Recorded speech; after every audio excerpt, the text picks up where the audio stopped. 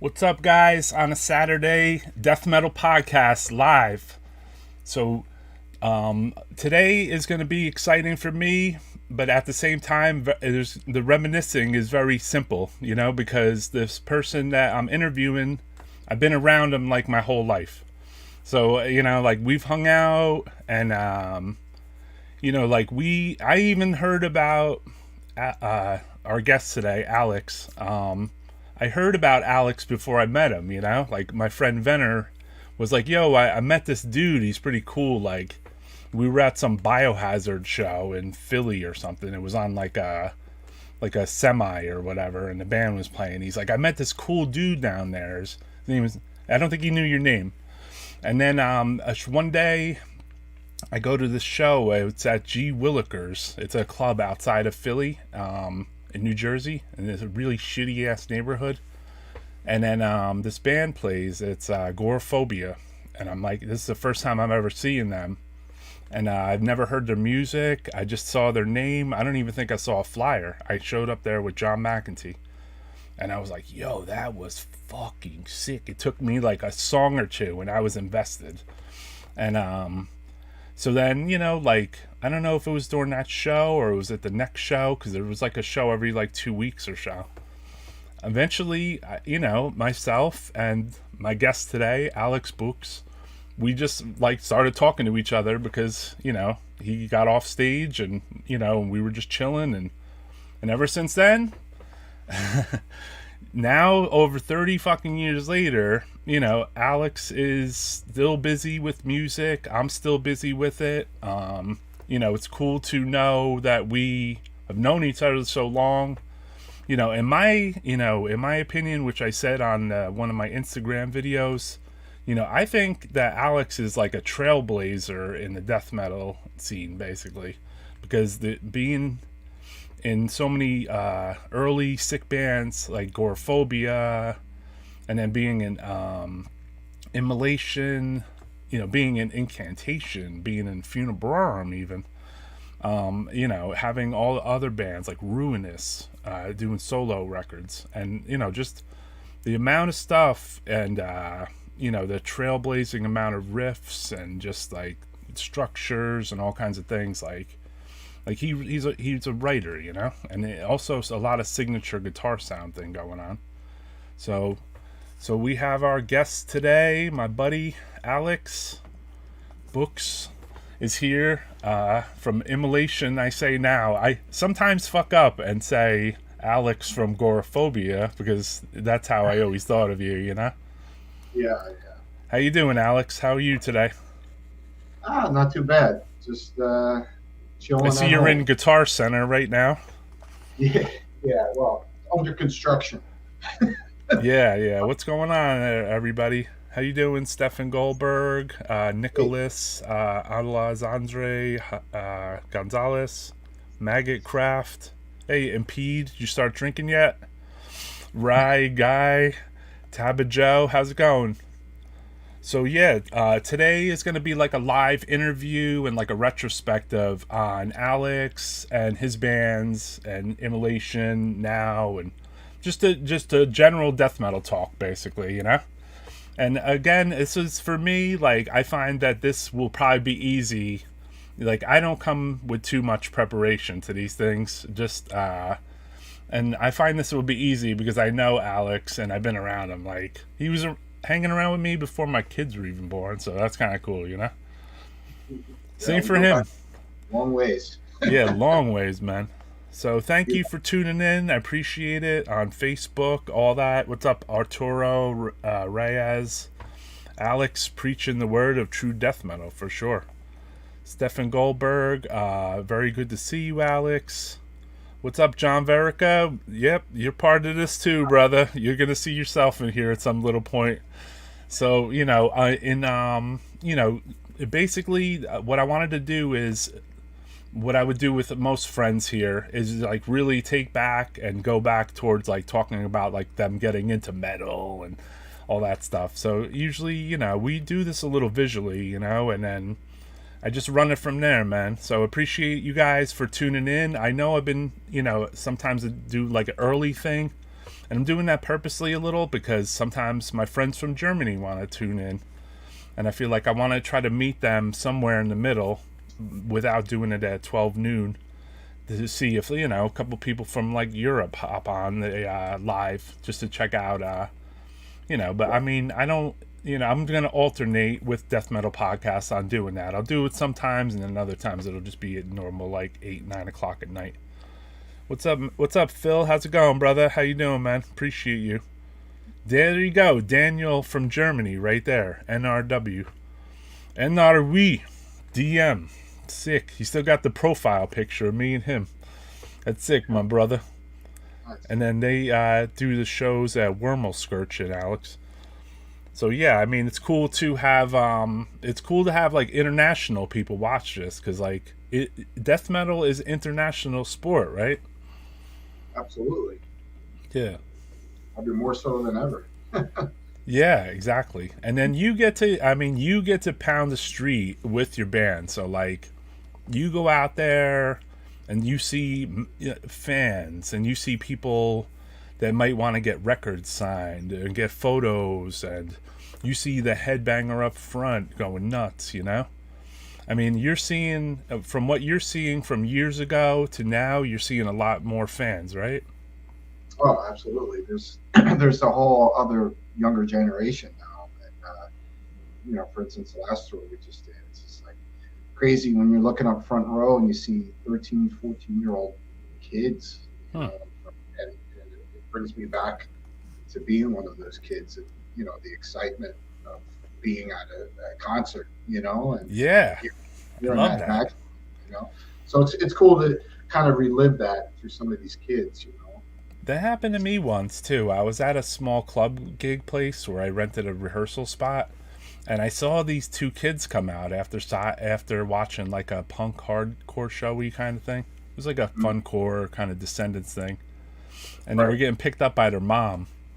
And I saw them get out of the show. They were all sweaty, and they were high five, and they were like, "That was the best ever!" And it reminded me so much of myself. Like, I went back in time, dude. I was like, "Holy shit, dude!" I was like, "That used to be the best feeling." You know? Yeah.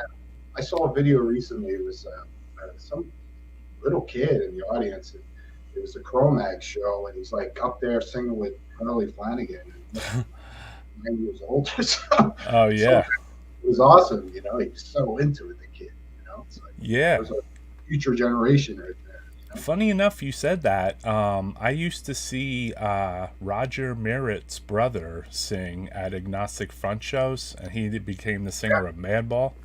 Yeah, that's true. So they would let the little brother up on stage to sing like one of the Agnostic Front songs.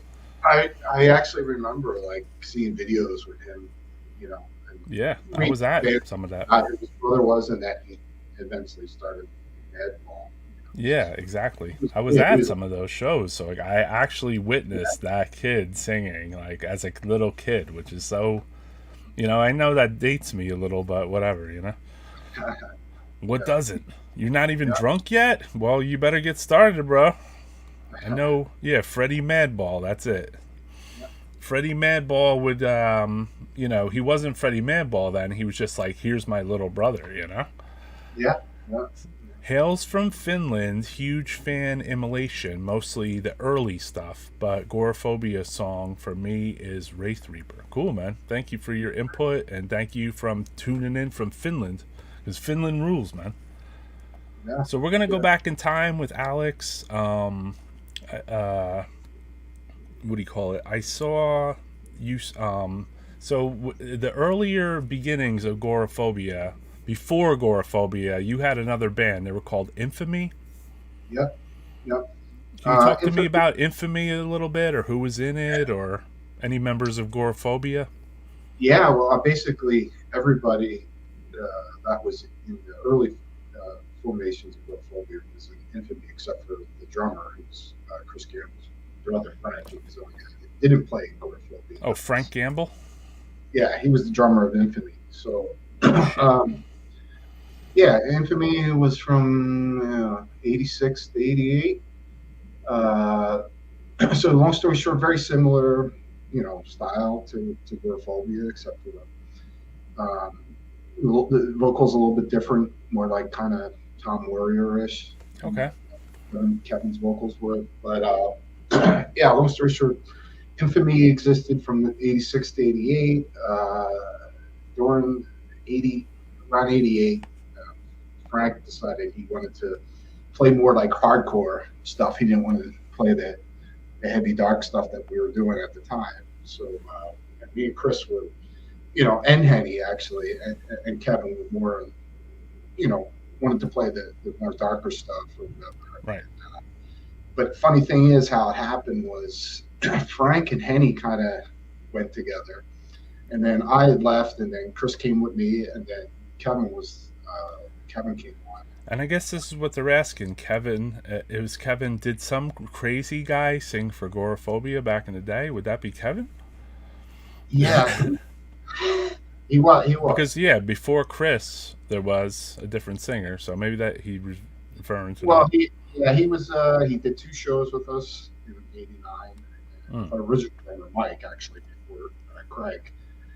And it was just me on guitar, Chris on bass, Kevin vocals, Mike on drums, and Kevin.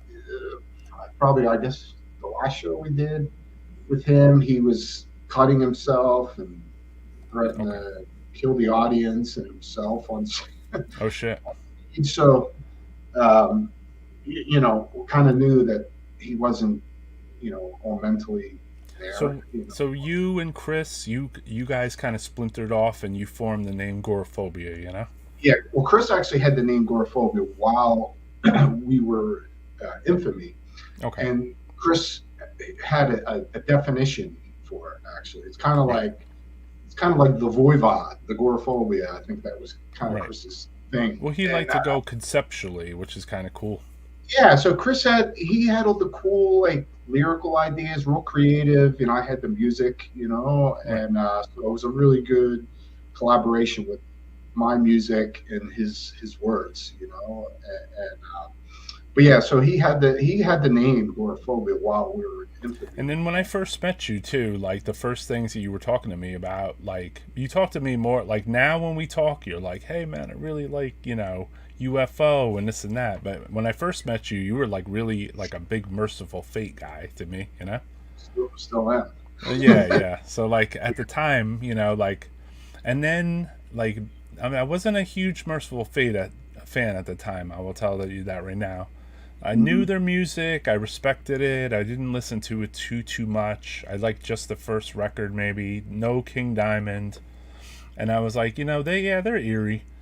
And then you played a show, and then I had known, or you talked to me about Merciful Fate or something, and then you played a show with Agoraphobia, and I saw you playing maybe the leads or some eerie part, and I'm like, oh yeah, he kind of has a little, a feel in that little Merciful Fate zone right there, Yeah, well, you can't escape your influences sometimes. Yeah. Cheers from Brazil. All right, thank you, man. Thank you for tuning in. So yeah, cool. But yeah, so the band, like I said, Chris had the name, but we tried to change Infamy to Agoraphobia, and the other guys just didn't like the name at the time. Gotcha.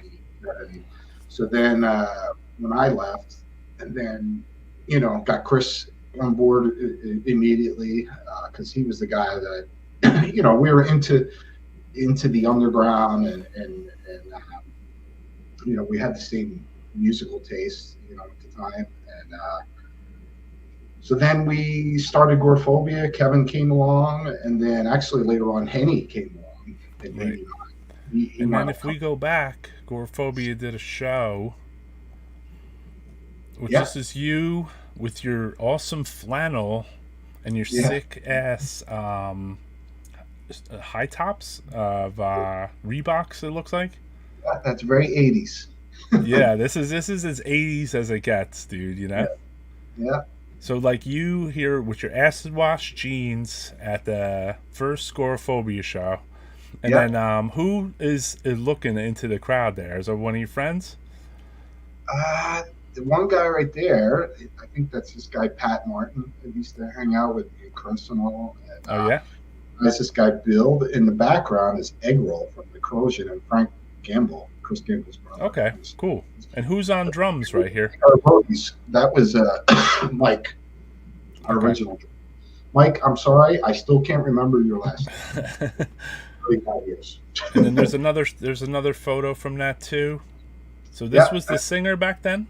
That's Kevin Brennan. There's Chris, and right next to Kevin, and that's me. And there's Frank Gamble. He was teching for us. It's funny how we started a new band. He's teching, and Henny is pushing the crowd. And that's Henny. Oh yeah, I see Frank back there. That's Frank and Henny's guy right there pushing the And crowd. Chris is a little back with a yellowish, accused looking shirt on, and then there's your original singer. And then what about in the crowd there? It looks like people are dancing or something.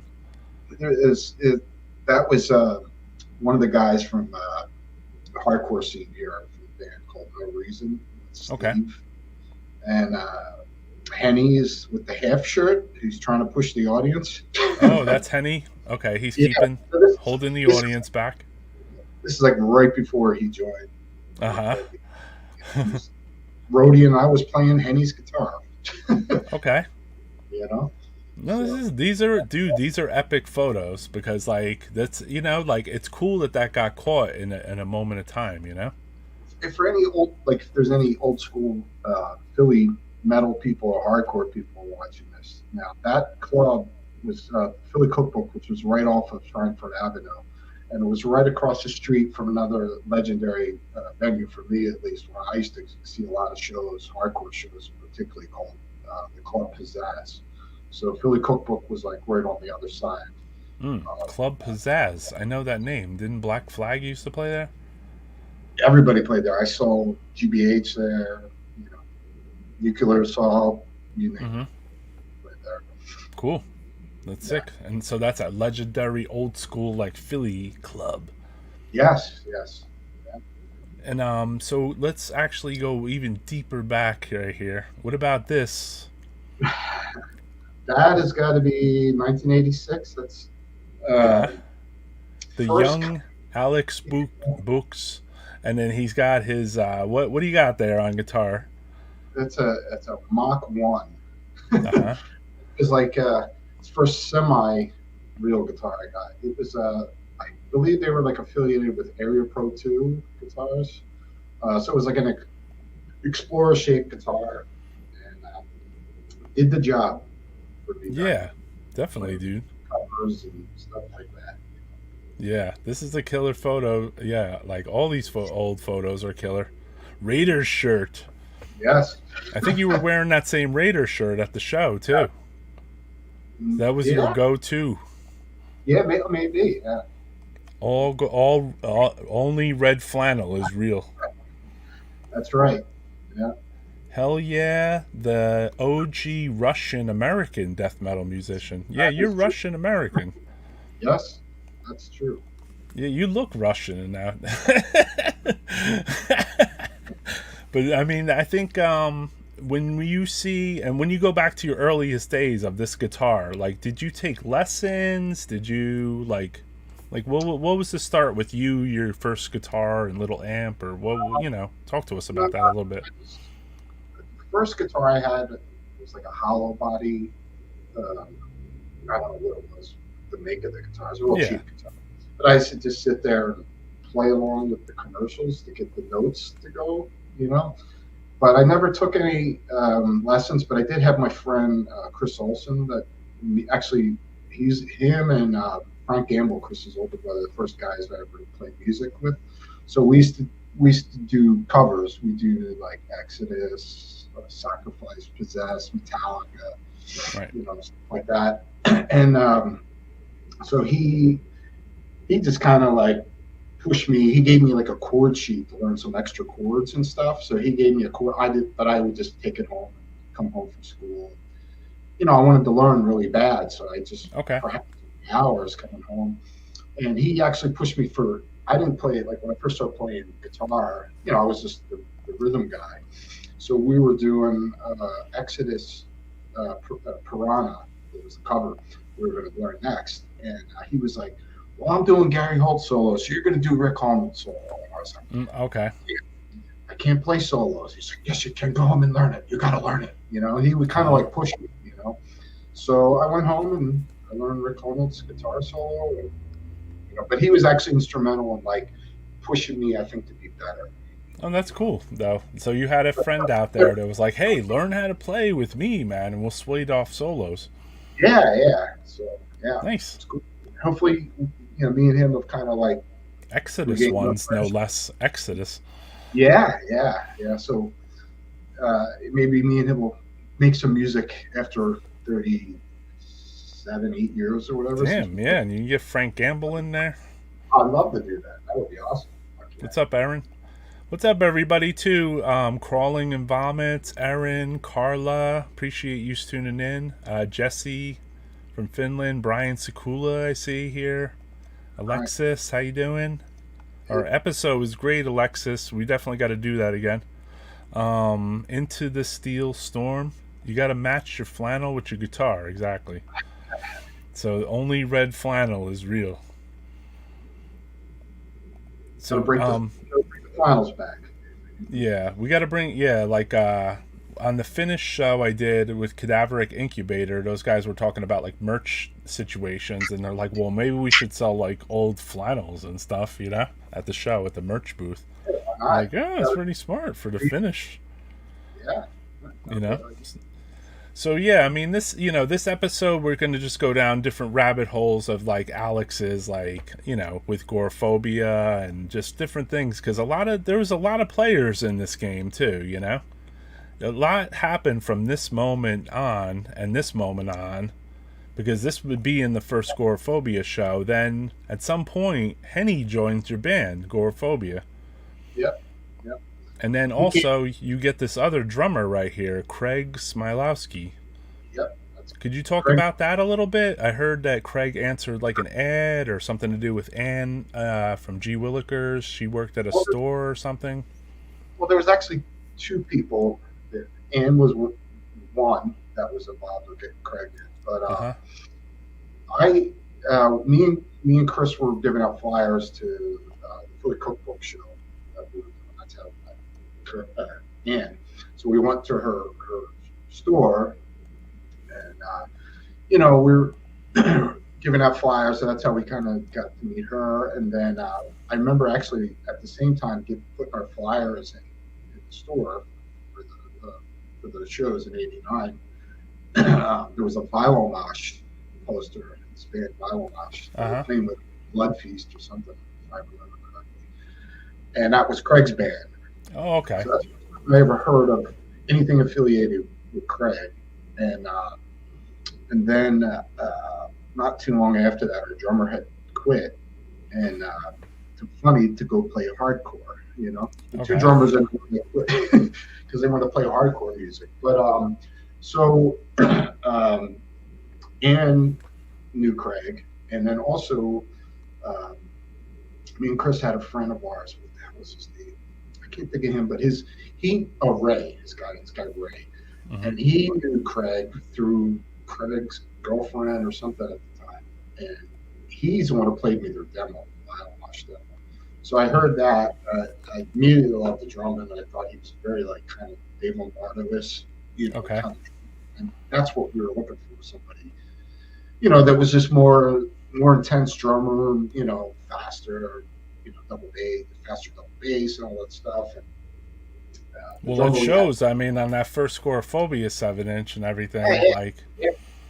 So Craig came in, I guess, it's probably like, I don't know, I'm thinking September, October '89 is when he joined, and then Henny was in the band already. Right. With Craig. So this photo got some love, man. Yeah, they like the way the spray painted. Yeah, that's how did that get back there? That's from my horrible artwork. Yeah, that was your graffiti back then? You spray painted the logo behind you?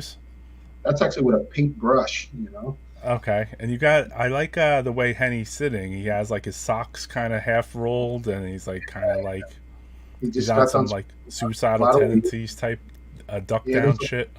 There was a lot of weed and alcohol involved. Right. What else in those photos? So then, I mean, as time went on with, Henny played some shows with you at G Willikers, if I'm not mistaken. Mhm. So then, basically, at that point, you guys started to gear up to do recording. We did. We recorded the demo. Unfortunately, Henny was asked to leave the band. Okay. Right. I think it was like a couple days before the recording of the demo. And actually, John Litchker joined the band after Henny. He was a guitarist, so John was in the studio with us when we recorded the demo, but Right. he didn't know it. So then, yeah, we got John Litchko in the band, recorded the demo. The demo just starts to kind of get out there. I mean, we already had, pretty, uh, a name for ourselves already. Was creating like rehearsal demos and stuff. Yeah, let's talk about that. So in the early days, you were a tape, like you were kind of like a tape trader too. So you would Yeah, write to bands, you would write to Immolation basically, or bands like Rigor Mortis, which is yeah, pre-Immolation.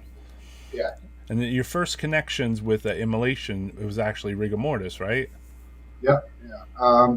It's Andrew Sakowitz. He was the bassist vocalist of Rigor Mortis. So Uh-huh. Andrew did a fanzine too called The Chapel, if I remember correctly. So, yeah, so I can't remember what was first that maybe that he knew his fanzine first. But long story short, I got the Rigor Mortis demo. It was Hmm. actually from a guy in Philly called Scott Hillake who wrote a fanzine called Total Thrash. And Right, he's the Total guy that, Thresh. yeah, he was pretty instrumental in introducing me to like a whole other world that I didn't know existed. You start getting into underground stuff like Slaughter Lord and Master and Let's Yeah, and Pray. so were you like me? Were you going through like Total Thresh and finding like addresses and stuff and like writing to bands? Is that how Yeah, your game started? yeah, but even before that, the first guy I ever wrote to in a band, established band, was Tommy Stewart from Hallow's Eve. Okay. And so I remember like getting the letter back. It's like, oh my god, the guy wrote me back. This is Right. crazy. So this would have been '86. It was probably right before Death and Insanity came out. So yeah, definitely sometime '86. It was Tales of Terror was their first record. That's cool. Uh, so yeah, so Tommy Stewart, and then I was part of the Voivod, the Iron Gang, where you could get the demos, like they would sell Voivod live demos, they call Right. them, playing The in Iron Gang being like the Voivod like fan club. yeah, yeah. But that's how it started from there. And then there was like Metal Forces. You would read stuff in the back of like Yeah. The the mag. addresses and the ped bangers. Yeah, so you just start writing. You get the tape back from somebody who just copied a bunch of shit. But Mm-hmm. but then that's when I discovered like Death. Right. I got Infernal Death demo. That was my introduction to Death, and that was really a life changing Like moment for I'm not me. in a band, but I got to ask this question. Like, did you have to take the Infernal Death or one of your tapes and bring it around to your friends and be like, "Yo, check this out," and they're Oh like, yeah, "What the yeah. fuck is this?" Me and my friend Chris Olsen were both into the underground stuff. So Uh me and huh. him, he would get like a demo, I would get a demo, and we knew the guy from Total Thrash. There was another guy, Charlie Kuiper. He used to do a fanzine called Rage zine. Right. So we hung around all these guys and stuff.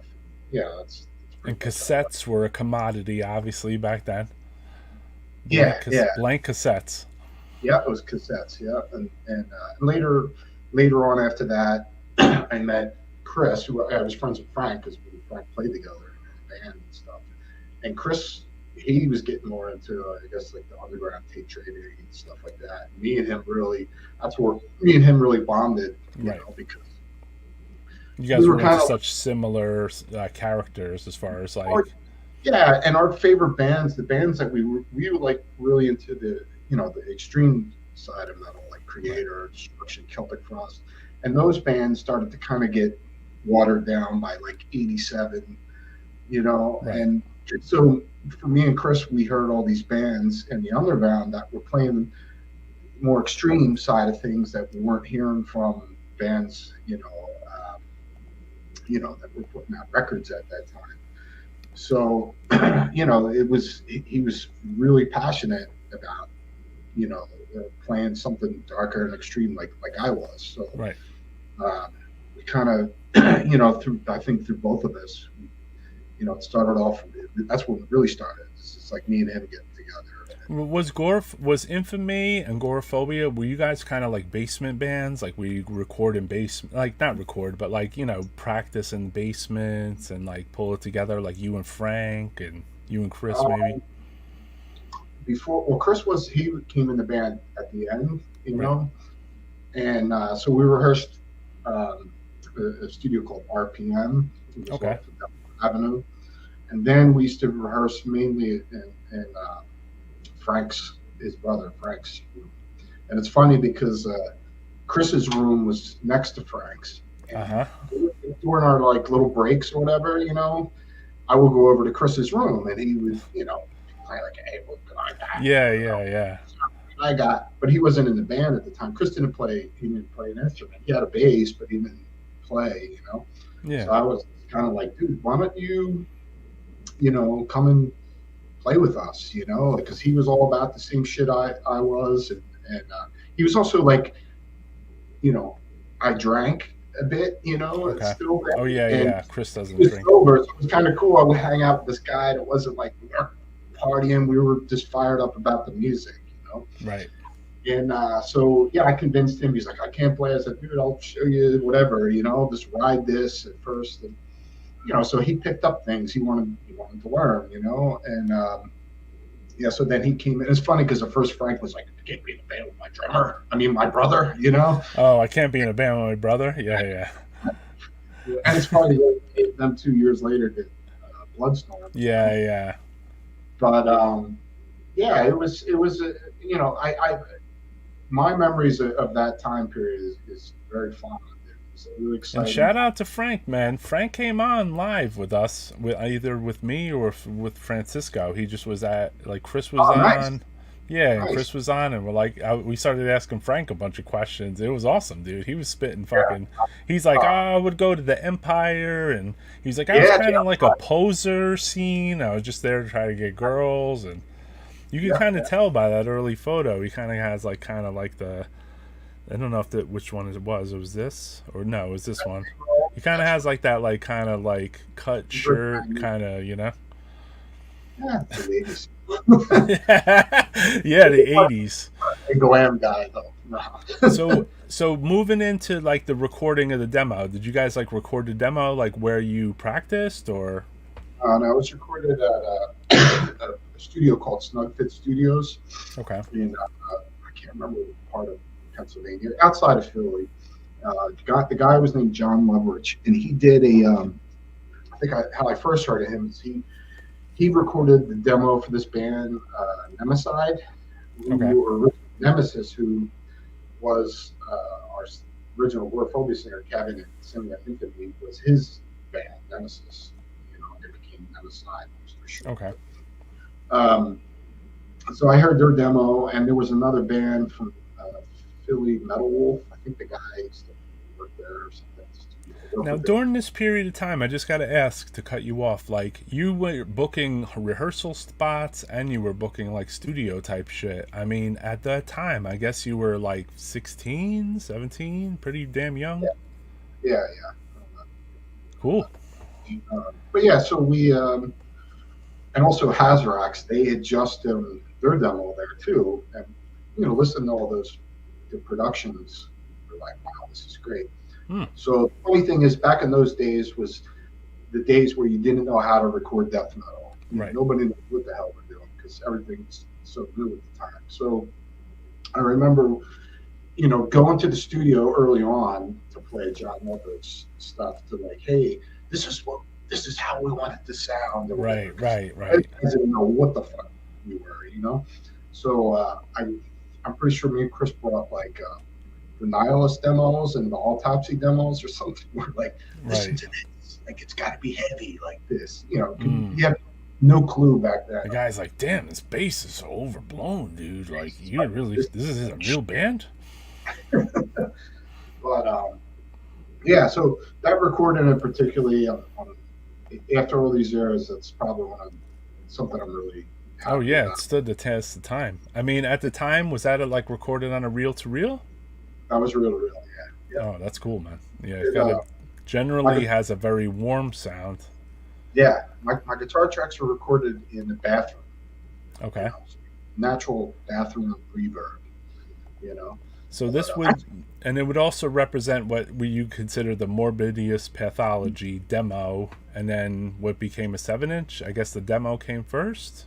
demo came first. So this being the demo, That's the demo, yeah. yeah, and then I guess you guys had art from Phil Hampson from Nuclear Death did the Yeah, demo artwork. that's correct. Yeah. And back then you had acquired an additional guitar player, John Arcucci. Yeah, John came in like Or later maybe 90s. he was just credited in this demo paper. Doesn't play on it, but no, I didn't even know he existed when we recorded this demo. Okay.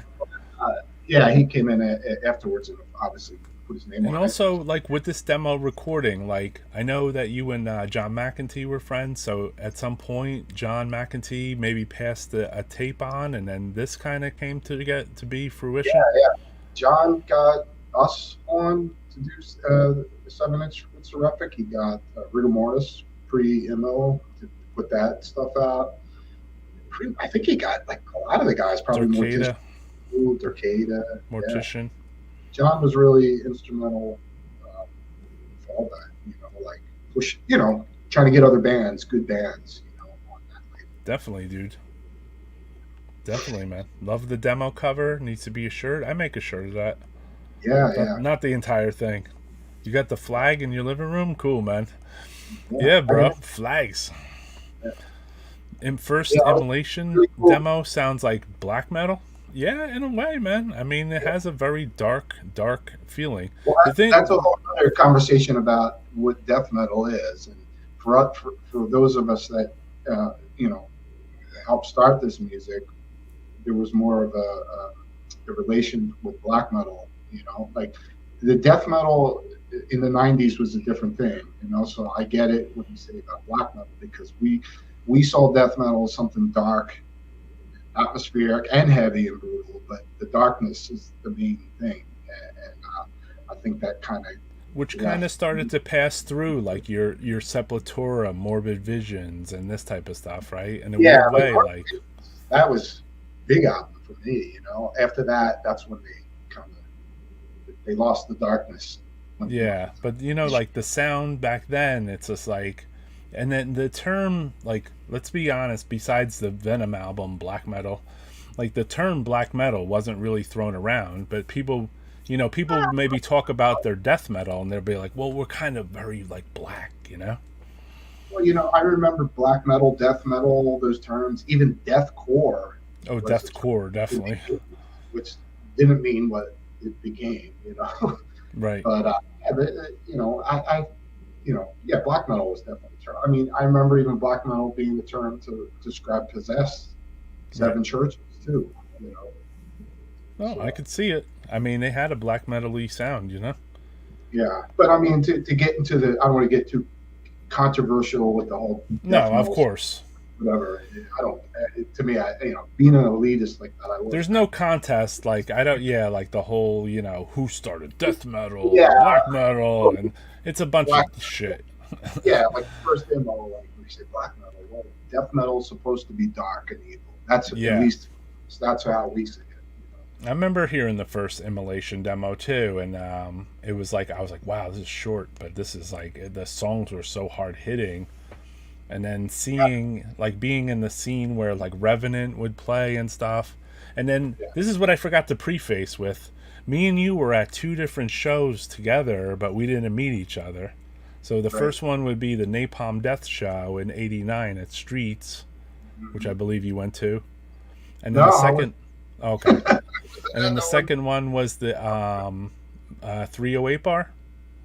Yes, So 308. yeah, I Oh, mean, I was there too, but we didn't talk or meet, or I met you more like I met you at G Willikers at the Nuclear Death show or something, or a show after that or something. yeah, probably.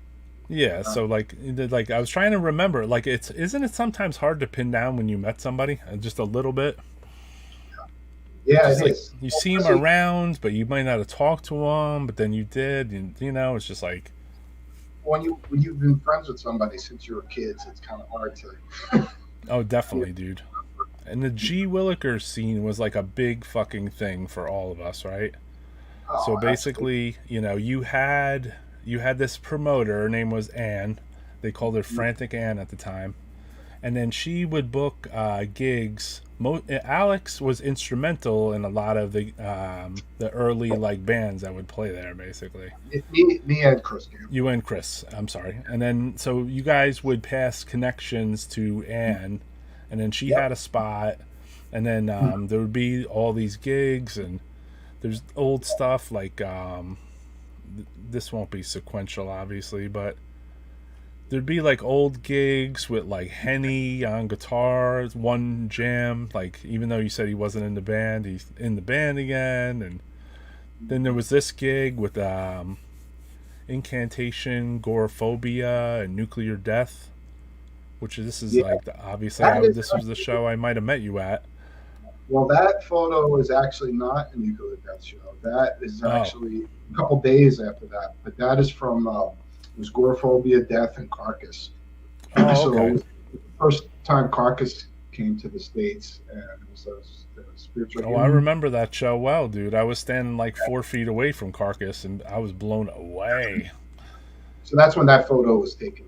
And it's funny, if you think about being young. Is I told the story before, but after the gig with Nuclear Death, which happened on Thursday night, and that was us, Nuclear Death, Mortician, maybe Incan, somebody else. I can't remember who else played. But so Sunday we played with Death and Carcass, and McEntee stayed in Philly at Ann's house, and we Mm. all were playing there.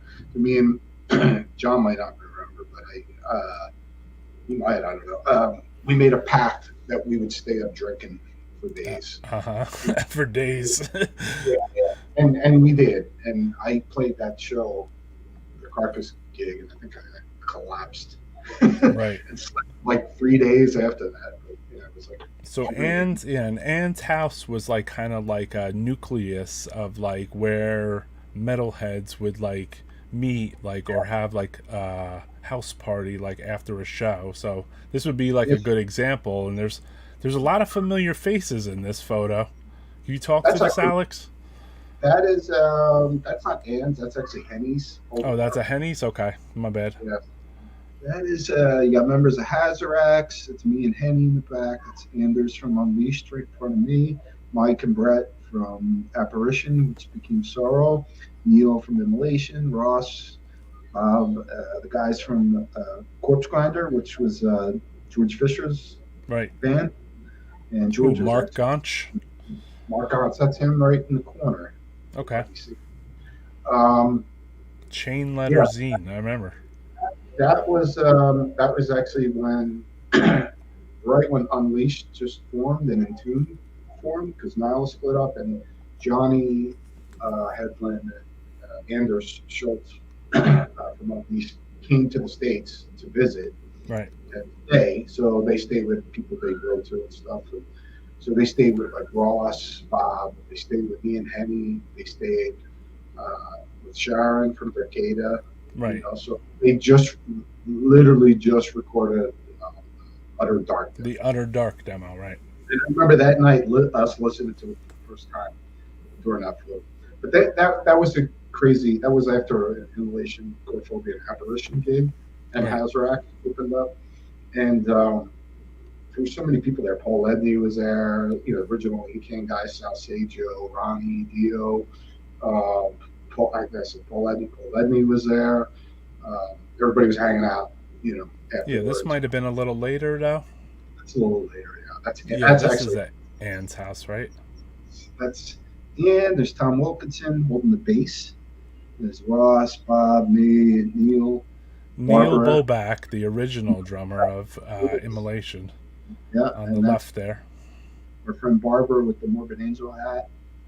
Sick. And I think that's Lee Harrison next to her. Actually, I love looking at these old like party pics of like we were young and shit. Well, it's funny because you were there, you were part of our scene, Roy, and at that time it was such a small community. Um, Playing the kind of music and being into the kind of stuff that we're into, it was like kind of our little I was an out section. of towner. I was the out of Mhm. towner there with McEntee. Yeah, and you guys would come down on the weekends and stay with party with all of us, Yeah, and just listen to demo tapes, and it was go exciting. to a And keg party at Ann's and like watch that dude slide up and down the stairs while John Verica would record it and stuff. yes, Definitely, dude. Norman, yeah, yeah. Yeah, that was the From pretty the fun Bloody stuff. Stools. If anybody knows who the There Bloody was Stool. interesting, good keg parties. I have to say, like it was you know how you know Yeah, it's a good party when you're leaving there and it's daylight, so you're like, yeah. That's when you know the party was banging, you know. So cool yeah, to hear this. Huge for Unleashed, definitely. It was they had just recorded Utter Dark. I don't think it was fully released. They were just passing out like cassette tapes or something, right? yeah. So yeah, definitely the old G Willikers days. I didn't pull up the I didn't go want to go down Flyer Lane, but I'm not gonna pull those up. So as time went on too, there would be a series of shows at G Willikers. So you guys would end up playing, like you said, you end up opening up for like Carcass. You end up Yeah, opening up for like Nocturnus, the Godflesh, I believe. yeah, You play with Immolation. There was a Disharmonic Orchestra, Nuclear Death Show. Fatal, I believe. yeah. I mean, Ex Mortis, Hell Witch, maybe. Deceased, Hell Witch, yeah. And Cannibal then Corpse. and The only then show with Lich Go back then was actually right. Just recorded the demo. Might have been like a week or two, a couple weeks afterwards. We played with Cannibal right. there. And then at that time, like you said, the scene was super small. So like everyone there was like either in a band or something or did a Well, zine. it was the only club that really catered to our kind of music because at the time, I'm sure a lot of my contemporaries, would say the same thing that in their area, we were kind of shunned because in Philly, me and Chris were really shunned for playing the kind of music we played. The thrash guys didn't understand it. Right. And I think for Imo in New York, when they would tell me the same story of like, the rehearsal Yes. place, they rehearsed that and they'd be like, what's this crap? Noise, and these are What's up, thrash metal. vocals? Yeah, what's that about? And just the dark sounding guitars and all that. We were a different animal, which was good because we liked it. We liked to be kind of the rebels. That's Right. that's what rock and roll is, right? Sure, man. And And yeah, I mean, yeah, myself and McEntee, I mean, McEntee brought me, but like, we were heading down to South Jersey, which was like an hour and 45 minutes away from where we lived, just to experience and be involved with like a scene that was closer to you in a way. But you even had to leave Philly to go to that scene in New Jersey there, which is kind of what you um, said earlier in a weird way. like I mean, we had it was close to us. It was right over the bridge, Right. the Brokers, But yeah, we would travel a lot to go to shows in New York, Morris, and stuff like that. Yeah. Street, Yes. Oh, Streets. Yeah, yeah. but Well, that's where I thought That's where I thought you were at the Napalm Street no, show. no, we were supposed to go to that show, and that's a whole other story. Yeah, because that was the first time I bought Immolation's second demo at that show. Because they played with Yeah, Revenant. yeah, that was around that time that came out. Yeah, Yeah, they played with Revenant, and then I was into Revenant big time at the time. And then I saw Revenant, and then I had brought my friend too. Who was like a he's like a non-death metal, or let's call it like a thrasher or heavy metal guy. And we went. He loved Revenant too. And then I saw Immolation played, and I like left, like after they played, and I was like, oh my god, I can't believe how fucking badass that fucking band is, dude. They were so sick, dude. And then yeah, like Napalm hadn't played yet, and I was like, I saw they put up shirts and they had tapes. I was like, oh my god, they have fucking shirts and tapes. I was like, I swear I gotta like knock someone over to run over there. Like, I need a shirt and a tape. And I bought 2 Ex Mortis demos in the parking lot at the Napalm Death Show. So Brian Working and his boys were at like some like van or whatever, and Oh, actually I think Ted Hartz was there too. oh wow. That's Yeah, great. and they were selling Ex Mortis demos outside.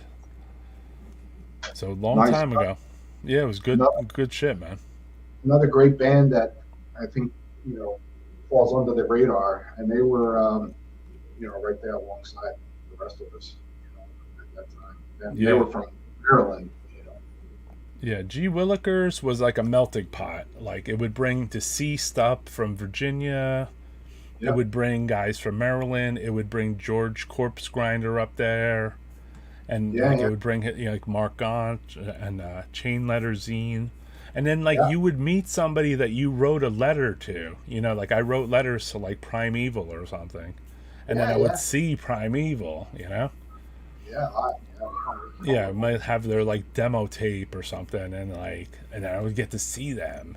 The first Gorephobia shows that I saw with you guys, you weren't selling any merch or anything, like, and I think by like the second show I already started to like memorize like a little bit of one of your songs. I was like, holy shit, dude, this man is catchy. Yeah, yeah, Which was Organ Donor at the time. yeah. That seemed to be a crowd favorite, I guess. Yeah, any covers back in the day? Would Gorephobia maybe do? Yeah, we did. I think in the beginning we used to kind of fiddle around with like Necrophagia stuff Okay. and Frost, Hammer. The live back in the day, I think the only cover we ever did that I remember was Into the Void. Here's a good one, Brian. What's up, Brian Skula? Always flyers had directions on them. Back in the day, we had no idea where we were going exactly. They would have like Yeah, the written directions, like make a right. left on Yeah, 23, drive 3 miles and make a right. yeah, yeah, yeah.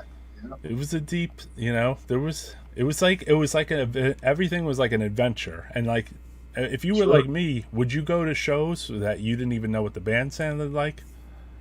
Yeah, yeah, I Just would because because the flyer. yeah, I would just go to a lot of shows like that and say called Pizzazz or something, really, which was maybe like hardcore bands. But I'm just like, oh, this looks crazy. I should go to this. What about what I didn't ask about is was there any like say by where you lived, like was there like record stores or something that influenced you that you would go to like these particular record stores to buy like your first Celtic Frost records or anything? Like, yeah, there was definitely like the more popular stuff at first in the '80s. It was like early '80s, late '70s, Sound Odyssey and stuff like that. But as far as info, like Like in really, Philly, like yeah, like near Philly or near your house or something you rode your bike to, like me. oh yeah, there was a place called Third Street Jazz and Rock, and that's where I would get a lot of hardcore records, a lot of influence. Whether it's like the new Sacrifice record coming out or whatever, Mm, and usually we had to order that. Like even you know before I think it was like Autopsy, Severed Survival. I think I had to order that, pre-order it, right. before it came out and get it because it was they didn't have American distribution. Well, I had the same thing with Celtic Frost records. I had to get the guy from the store to order the Celtic Frost for me. Yeah, like the first Carcass record too. I had to. What's that Even called? moving down the line, he ordered me the Cold Lake record, and then when I saw the cover, I was like, "Oh no!" Yeah, And I had to I order. didn't want to buy it, and he goes, "You made me special order this," and I was like, "Oh Yeah, man." but yeah, that's the way. But yeah, that place in particular, that was a place where I could get like more underground stuff. And all, you I know. feel like I've been there. Is that by South Street? Opposite way of South Street. It's Okay. you know. Yeah, I don't know. You might have been. I don't know, but Just one time, I was with Pain Eater or something in '91, and we went to a store that sounded like it had that name. I bought a Godflesh Loop Split 7-inch. yeah, that would make sense getting Godflesh there. I could see that. Okay. But I don't know how long it was around. Maybe 91, 90, close. But I Right. started going there in '86. I started getting Mm. records. That was your main spot? Yeah, like for the underground, yeah, for sure. So Yeah, like yeah. For the it, first like like records and tapes. I guess, were you like into tapes like me? uh, tape, like for tape trading and all, but I No, for still like buying earlier stuff. Like I would buy tapes first. vinyl. I prefer. I still do. You know, that's my favorite. Yeah. No, that's good Tapes, though. tapes would be like if it was the last resort. you know. Third and Market Streets. Cool. Yeah, Oh, John Verica would know, man. that's where the place was. Yeah. Yeah, That was right. vintage vinyl. Rest in peace. Roy recommended Bleecker Bob's in New York City. Bob Definitely, dude. was the place I was Bleecker in. Bob's was our spot, man. That was our fucking mecca of underground. Like Vintage if you, vinyl. Though, that was an amazing record store. That was probably one of my favorites. it was. It was That's for not Philly. That's the smaller version and the bigger version. Because like I used to go to the one when it was smaller, and it was still amazing even then, you know. Bleecker And Bob's was rude. Bleecker Bob's, big like a time, clock. fucking awesome. Like I remember buying an earache release there, not even knowing what it was, and I brought it home. It was Godflesh, and I was like, "What the fuck is this?" you know. But it grew on me after like 2 or 3 listens. I was like, "Oh, all right, I like this." Well, hearing Godflesh, like a lot of things back then. It's like, Yeah, I mean, I heard the Grind Crusher, but I think we were so into like the first couple tracks. We would just listen to Chapel of Ghouls, Terrorizer, I think like Repulsion or something. And it's like we would listen to those tracks over and over again. So by the time the comp just kept going on and becoming a little more hardcore, I'd be like, I don't listen to that part, you know. So mhm. that's where Godflesh was kind of like thrown down there, you know. I forgot about that grind crunch. Yeah, that was a big. That felt like that Grind Crusher compilation was like a huge, like underground, like gateway, like thing amongst other things, you know? Because you could go out and buy Creator Records, maybe, or like MOD or SOD or some kind of US distributed thing, or you Well, I Scream think Bloody Gore if you were lucky. that was probably a gateway and those labels for a lot of guys that weren't into the underground scene, Right. that weren't hearing that stuff like the rest of us were, Well, maybe tape trip. me. I mean, I was only writing to certain bands and just starting to get like down with, earache a little bit, and like Yeah, I was already trying to go down those rabbit holes though, so I was already trying to write letters through Metal Forces, Pen Bangers, and like I remember getting my first foreign letters and just being in complete like you with the Hallows Eve thing. You were just like, holy shit, I got a letter from France, dude. yeah, I know. Like your parents would tell you, they'd be like, "You got a letter from France." Oh, it was exciting. It was like anytime I got something, new fanzine or whatever from, whether it was from Japan or France or whatever, it was like, wow, this is fucking cool. It's Yeah, getting a demo that you never heard in the mail that you ordered, and waiting a month or two to get whatever. and also like back when the writing scene was going on too, right? Like I was trying to explain this, or I've talked about this a couple times. You would write to a band and you would talk about releases that weren't out. So people would say like, "Oh, a Carcass Symphonies of Sickness, I just got it," or something. And you Yeah, wouldn't yeah, have it. Or they'd be like, yeah, "Hey, there's a new Pestilence record out now," yeah, yeah, yeah, yeah, totally. which Yeah, was kind of cool. And then, if they taped it for you or something, and then you sent them back something, and, yeah, like it was yeah, exciting.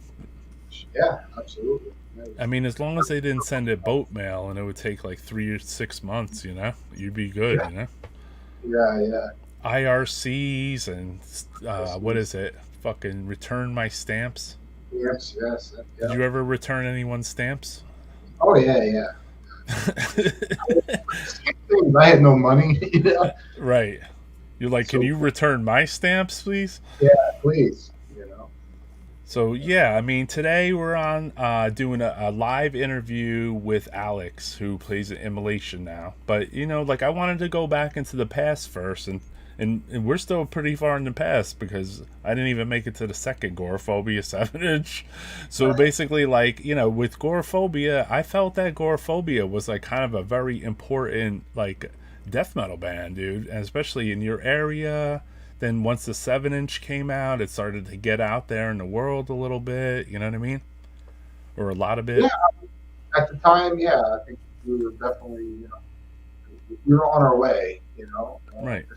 Fortunately, things happened in the band that were very dysfunctional, and the band split up. But Yeah, and the band's drummer had left to go record on this release right here.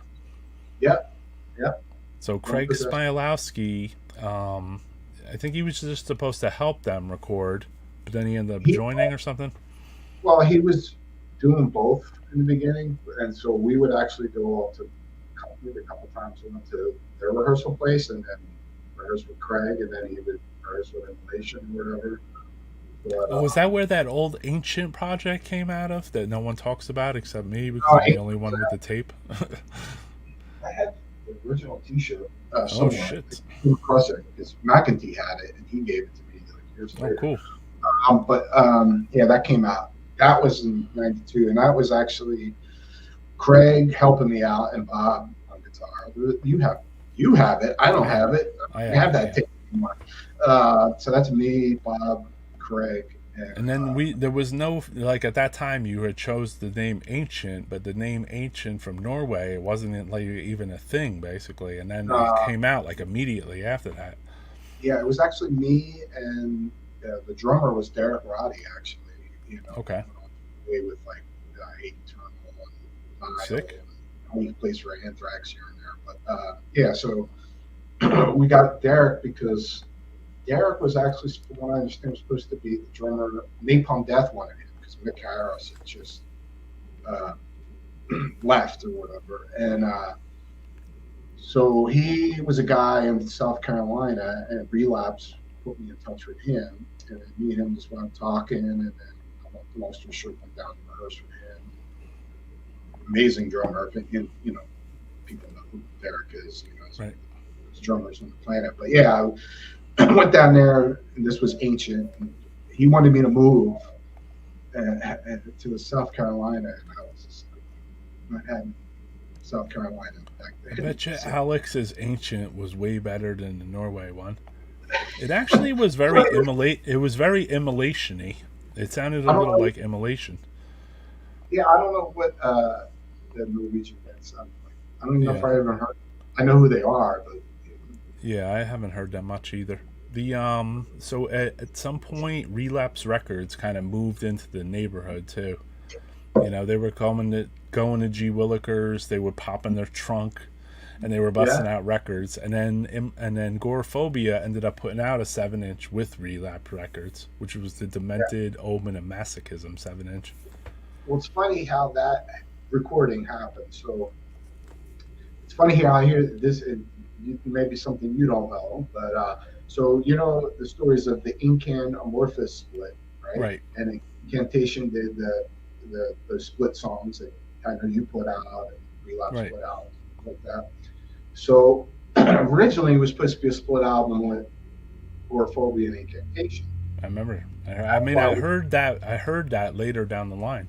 yeah, so that's why we went in to record that. And then we were actually the first ones that said, you know what, we would rather save, you know, something like that for full length and to do Mm, a full length.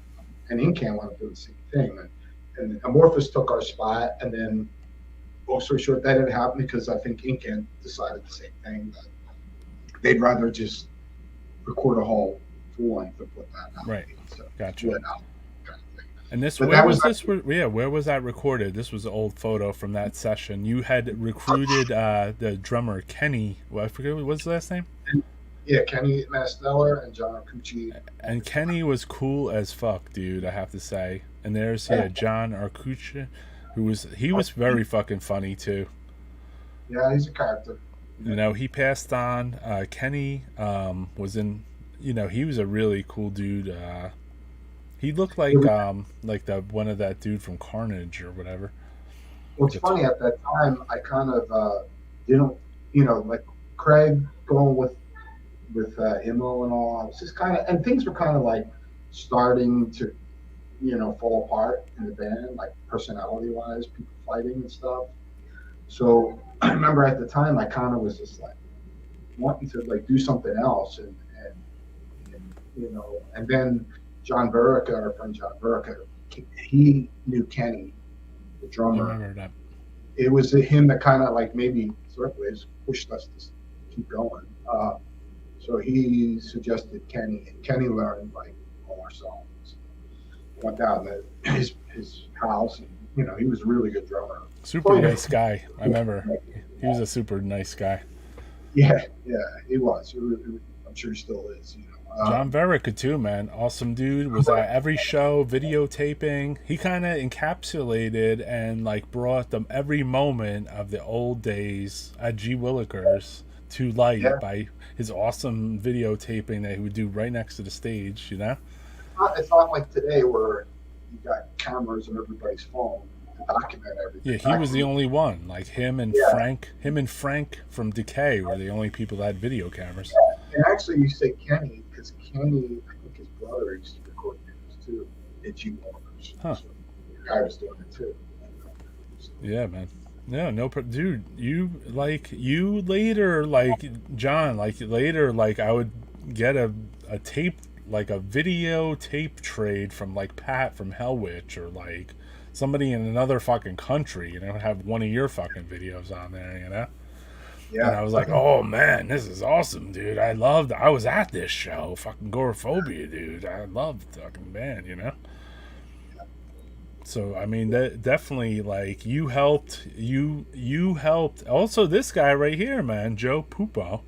You helped me get into death metal, bro, with the Rage of Armageddon. You and Ed Farsley with your zine, So you had a lot of addresses in it, and I would write to all those motherfuckers, a Primeval, and this and that, and maybe there was a couple foreign addresses in there, Yeah, before YouTube existed, exactly. I think Pat had like you may still have it. I think he claims he still does. When I saw Pat recently, he has the biggest video collection there is. John Burke is probably right behind it. John Burke has the biggest death metal collection. That's right, no doubt. There, like RC, he's the one to document it. But Pat has like insane like video. And his video compilation, the King Visions. Decaying Visions was amazing. The interviews during it were amazing. Having one clip. Yeah. Was just amazing stuff, dude. It was just like completely like that was the way it was like another demo that you had, and there wasn't that much out there in a way. Let's be honest. You got a visual stuff. I remember like as a kid, like when I got into the tape trading scene, also the videos. There was a guy in I think it was in Michigan, Detroit. Ron Holt was his name, and he trade videos. And I remember getting like Dark Angel Live stuff, Possessed. Like seeing like the Crumbsuckers video, like for Sit There or whatever, something, and like Cro-Mags and like the first Voivod video, and like getting to see that for the first time. It was like. It went one step further than getting like a Cliff 'em all type of thing, you know what I mean? Because like we could maybe get the Ultimate Revenge, maybe, and then then we could. But so you started to get like Sacrifice videos, and even if they weren't good quality, you were like, holy shit! There was this live pro shot video from '86 from German television, and I remember now it's all over the internet, but back then. That was the first time like seeing Creator like in the flesh, kind of not, in front of the stage, but like holy shit, it was, and they were playing like I don't even know Pleasure to Kill will come out yet, whatever, but they were playing songs, from the first two records on there. Right. It was so fucking sick. And, and it was the video trading scene was awesome, dude. Yeah. John Verica says thanks. I believe I started my first video zine in 1988. God damn, dude. I think it was called Thrash Metal, John, right? Ron Holt, the Detroit Video Master King of back paste dishes. Okay. So like the video stuff was good too, man. It was important for us to see the bands playing, and know and also like the songs would be played like a little different sometimes, you know what I mean? Sure, absolutely. Or to hear the bands talking in between, like you got to hear like what the band Because, I mean, let's be honest, like, there was records and there was stuff you would get, and there might not even be a fucking band photo on it, you know? Mhm. Or if it was just like, this is the four members, and you could barely see shit, you know? Well, we came up in the time where we're like, yeah, the demo is the best thing they did. Oh, You yeah. know? I know. Like certain records like would come out and then you would hear the album, like the first album, you're like, oh man, fuck. It doesn't And have yeah, that. shout out to John Verica. This photo was in the archive, you know? It's a little later down the line, but. That's me and my drunk, super drunk self. So yeah, I mean, like during, so at that time, Gorephobia kind of started to like. I remember you played a couple shows in South Jersey, and then you had done that song "Necropolis Offering," and Mm-hmm. then I Yep. guess like after that, like the band, like Chris wanted to kind of do his own thing, and you kind of, were going Well, your own direction a little I bit. don't want to get into all the dirt on the public. It's just always this we talked about it many times. But it's mainly because of one guitar player, and Right. so that's why John wanted the band to be Alice in Chains, basically. Am I right? I know, And I Paradise know, Lost. I say remember that, all but he talked about was Paradise Lost Gothic yeah, he did like that. Well, he definitely he was not into the same music me and Chris were into. Like I don't even think he and even heard that. Deicide too. And he actually turned me off toward Deicide because he was like, "They're fucking awesome," and I'm Yeah, like, he "I liked it, don't really like them." but me, After though, I me liked them personally, before. yeah, we put on like a Necrovore demo, and he would be like, "Well, this is garbage," So it's like Mm, putting on Necrovore, and the guy's going, "What's this garbage?" So he probably shouldn't be in your band. yeah, You yeah. know. He So was funny yeah, though. He was a funny guy, obviously. he was for sure, and he, to give him props, he was he. It was nice when I got a guitar player in the band that was, equally as good as me. So it was like I could musically do more, with him. Right. He was a really good guitar player, solo player, and if we could have, I don't know, would have, could have, should have, whatever. Yeah, and in Well, between those 2 points too, there was a show up in Rhode Island that I didn't show this old photo from. This was at the Church House Inn. It was like a show with like Phlegm, I think, and Disharmonic Orchestra, Vital Remains. It was Jim Rowe's first show, and I went to this show in Rhode Island. yeah, so that show, a bunch of stuff happened, but Immolation didn't play because Will Romer got kicked out. I got in a fight that show with the sound guy in the middle of the floor.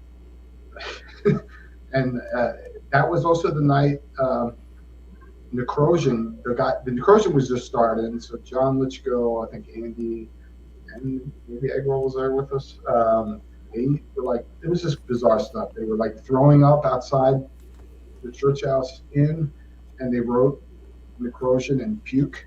Oh, that's right. That's right. Yeah, the smart things you do when you're young. But yeah, it was a great show for the bands that played. Um, and yeah, it was Jim Rowe's first show. Immo didn't play, even though they're on the fly. They I didn't play remember because they were Will. there and didn't play because it's Well, they been got kicked. told. Will, The yeah, story has Will, been told on here that Will stuck a fire hydrant in the toilet at the fucking venue at the hotel upstairs. baby. So, and then they couldn't get it out. I And don't then there know. was also this weird ass show too. Probably, yeah. That's Incantation, Profanatica, Gorephobia, and then uncredited is Necrosion. version. Yeah, and this was at a Chinese food restaurant called the Fortune Cookie. Yeah, so that night after that gig, Craig wound up leaving with Immolation to go rehearse for Dawn of Possession because he Right. only had like a month and a half or something to go and record the album Oh wow. because Neil quit, out of the blue. Just one day told the guys, I don't want to do this anymore, and so they were in a bad situation. So Craig stepped up and he saved the day. But Oh, I here's my say, man Derek that was at the church church nice. church house inn. I bought the immolation demo and the mortician demo there. No doubt, Wow. dude. Yeah. I bought the Vital Remains demo there, I remember. So shout out to Joe Lewis if he's here for Vital Remains. And after he passed away, rest in peace, recently, but didn't Jim from Flem, he might have booked that. Yeah, Jim Fleet. Yeah, Jim Fleet booked the shows. Like he booked a lot of shows. Like he booked that show at the church house. And yeah, rest in peace to Jim, man. Yeah, he did book that show. I'm pretty sure he did. Yeah. And then, I mean, he was very instrumental in all the Rhode Island scene. So, sure. And even I think you guys went up there even again and played like one of his first festival thingies, right? Yeah, I think we did some other stuff up there. Yeah. And then you also did a tour, or you weren't in Gorephobia, but then you went on tour as the roadie for Immolation in like '92 or something. Is that right? Yeah. So Gorephobia was not supposed to be on the tour. It was supposed to be Immolation and Autopsy originally. Right. And they asked me to come in and help out. So then it was Autopsy dropped out. Incam was supposed to be on the tour. So then I was just like, okay, I'm out with all my buddies. This is going to be a good time. So Incam, I think they backed out either do Punch and Stench or Brutal Truth. I don't remember one of those tours. It might have been Punch and Stench. Right. And so they backed out of doing that.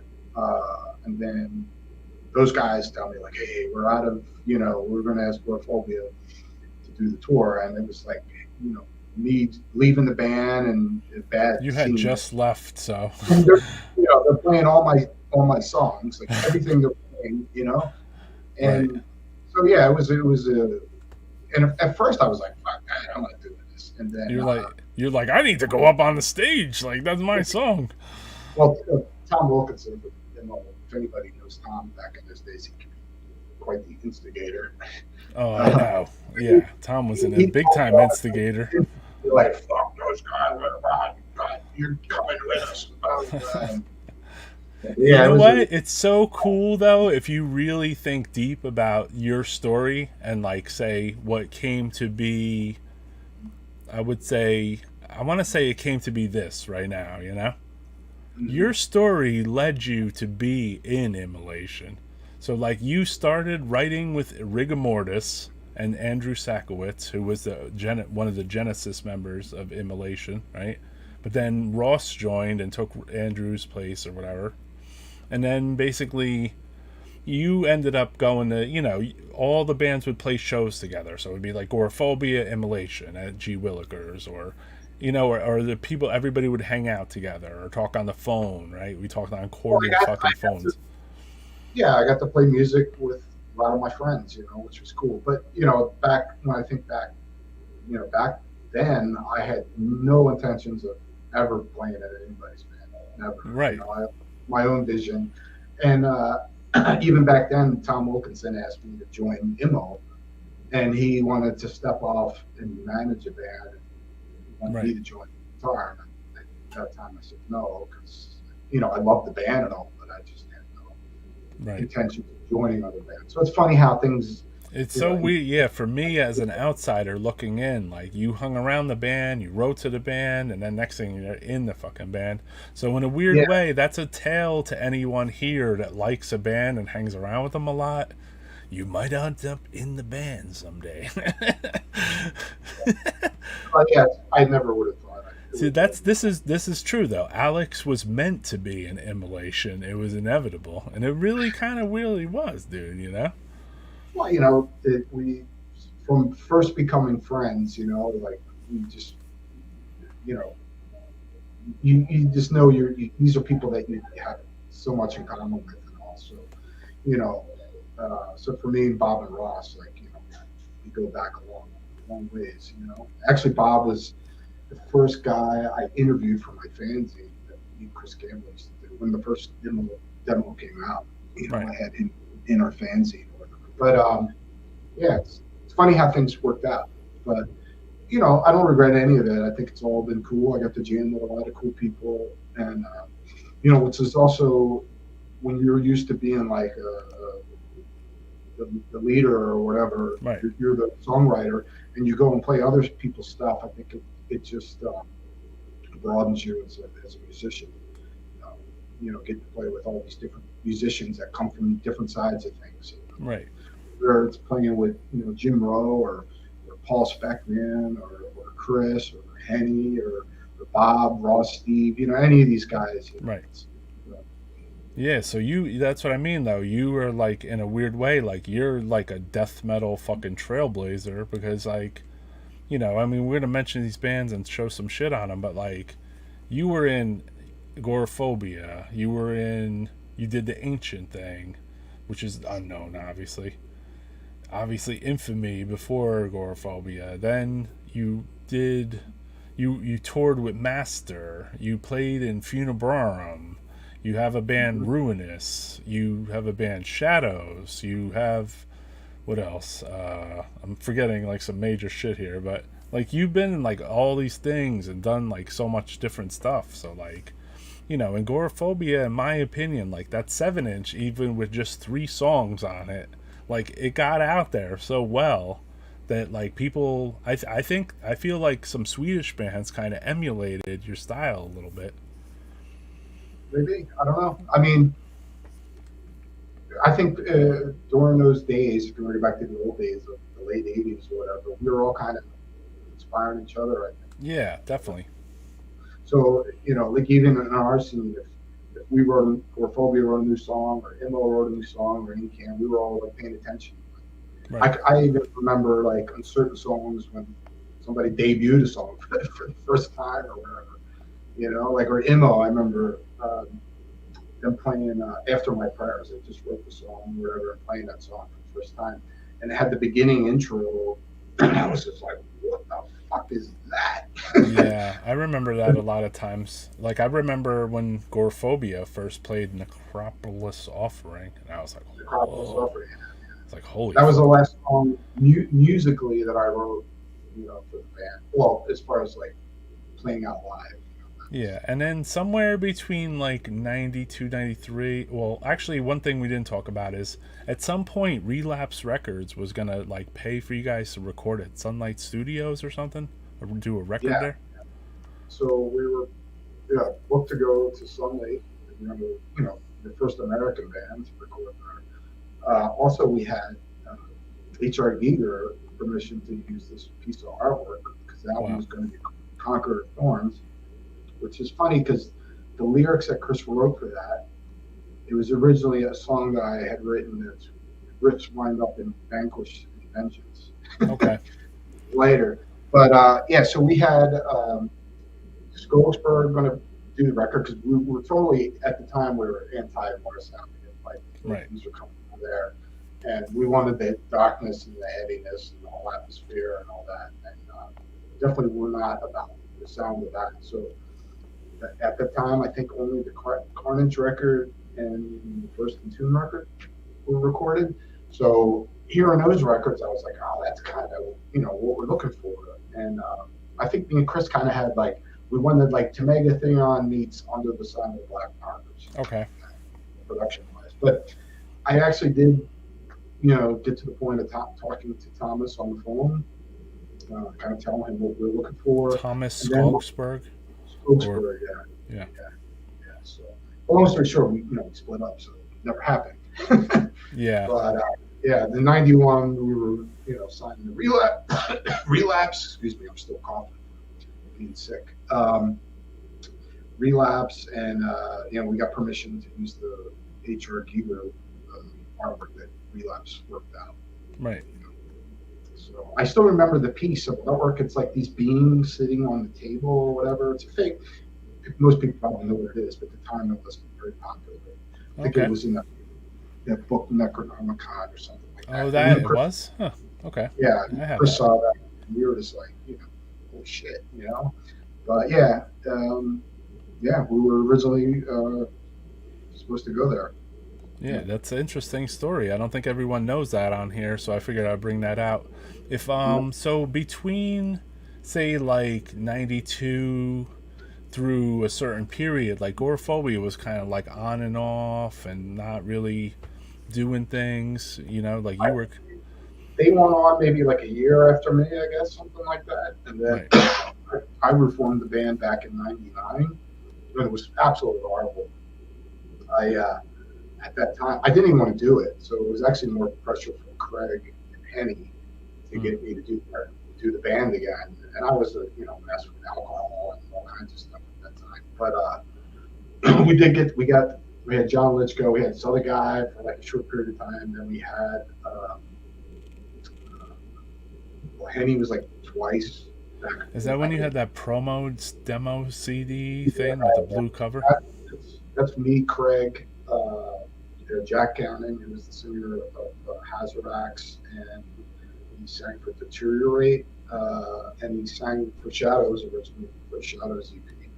Right. That was him singing, Craig on the and Litchko on guitar, and Jay, our friend Jay on bass. So like the Gorephobia career was kind of like an on and off thing. It was kind of like you guys would do it, or you had like Chris did a version, then you did a version, and then eventually you guys converged again and said basically like we're gonna get together and record. We're gonna get together and record like 2 old songs or something.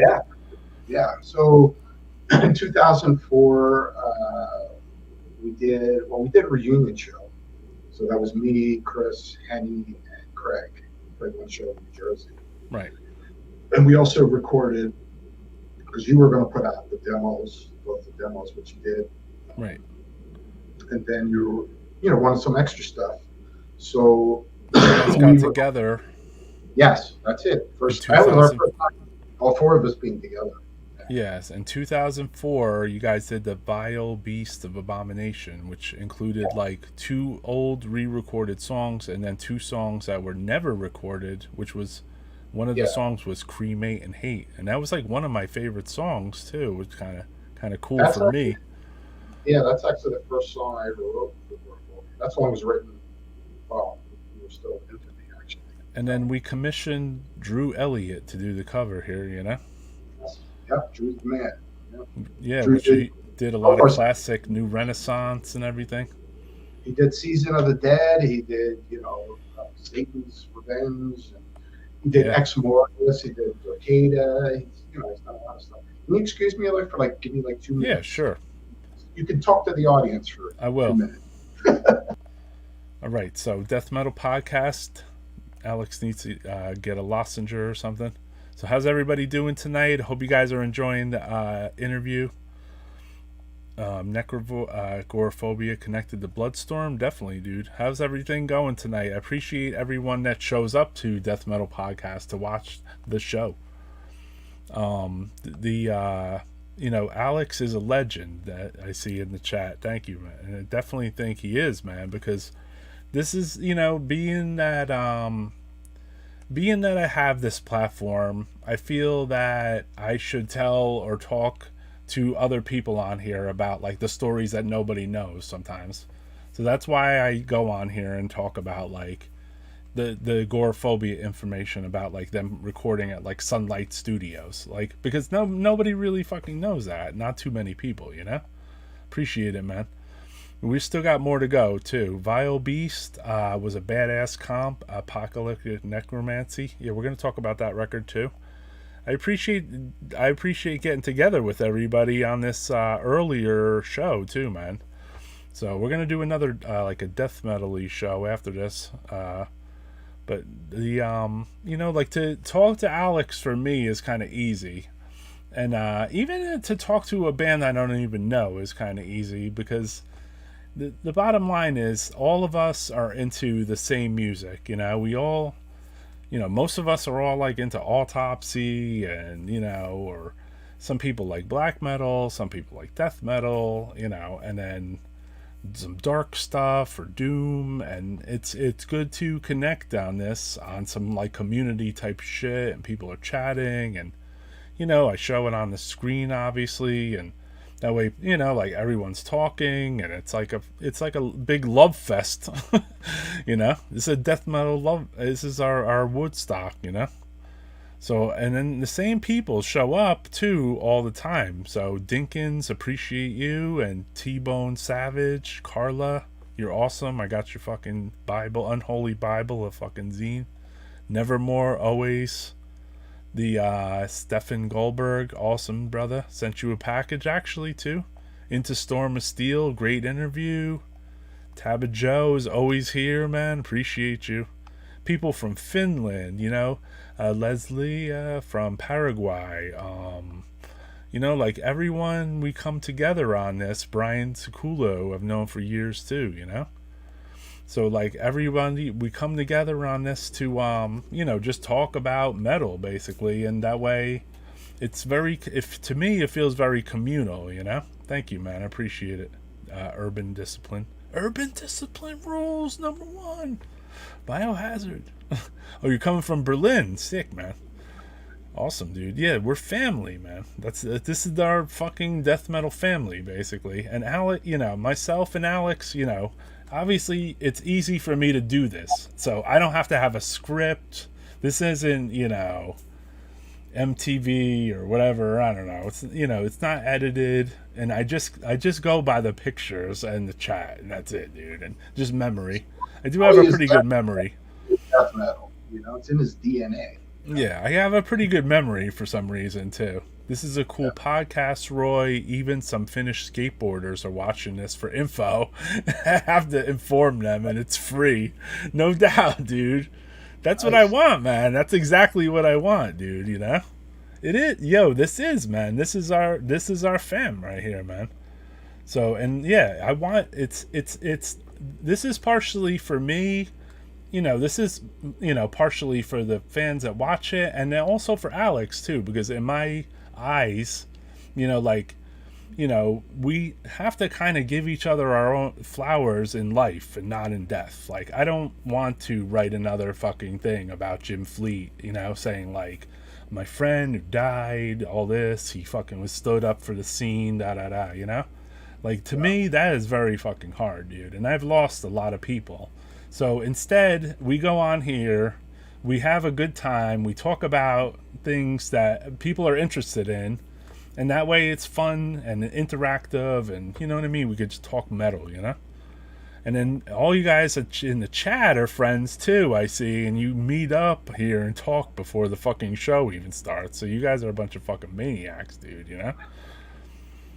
Yeah, exactly. So we're going to go back to the interview, and then let's see here. So back then, you had cut off all your hair, and you were totally into Motorhead, I remember. Chris dyed his hair blonde. Yeah. That's the first rehearsals, Yeah, so that was the rehearsals for the Vile Beast session, basically. Yeah. Mm-hmm. Pretty sick stuff, man.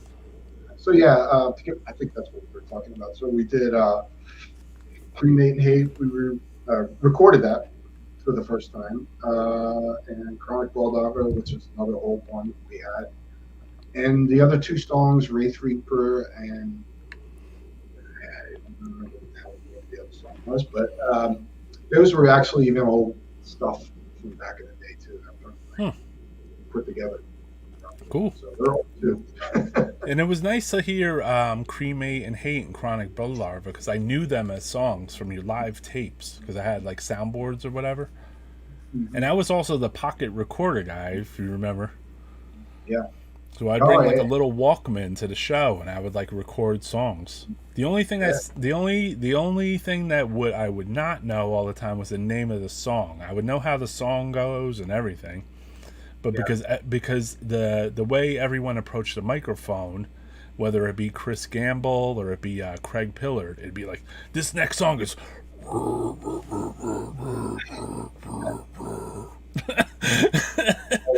and then the song would start, Yeah, we used to joke about Craig. It would be this next song goes out to Brian App. It's called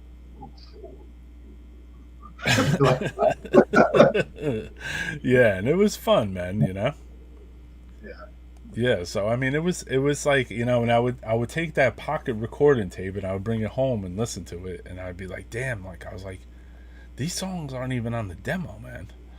Yeah. So yeah, this song, yeah, Will Romer would do that too. This song is called.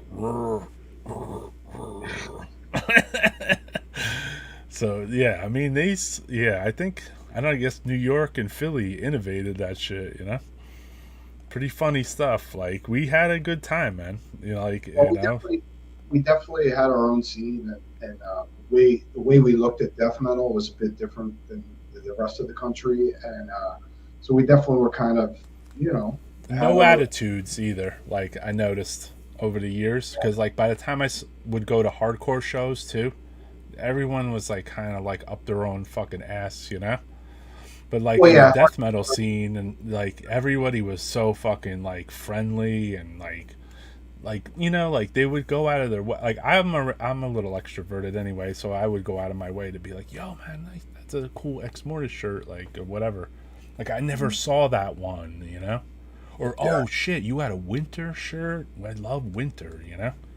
hmm So I would yeah, talk to people, and then you know it was doing that, which was you know causing me to end up with more like acquaintances and friends and people. So then you would see them at the next show. You talk more. You go outside and have a drink or whatever, you know. it's funny you say that. It makes me think of a story about like, hey man, guy's got this shirt on or whatever. So me and Chris went to go see Death. It was Death and Dark Angel. It was for the Leprosy album tour, Right. and so there was this guy. It was at the place we were talking about earlier called the Empire Rock Club. So there was this guy outside we saw in the parking lot, and he had a Morbid Angel T-shirt. So this he had like the demo shirt. It's, you know, Morbid didn't have any Right. albums under.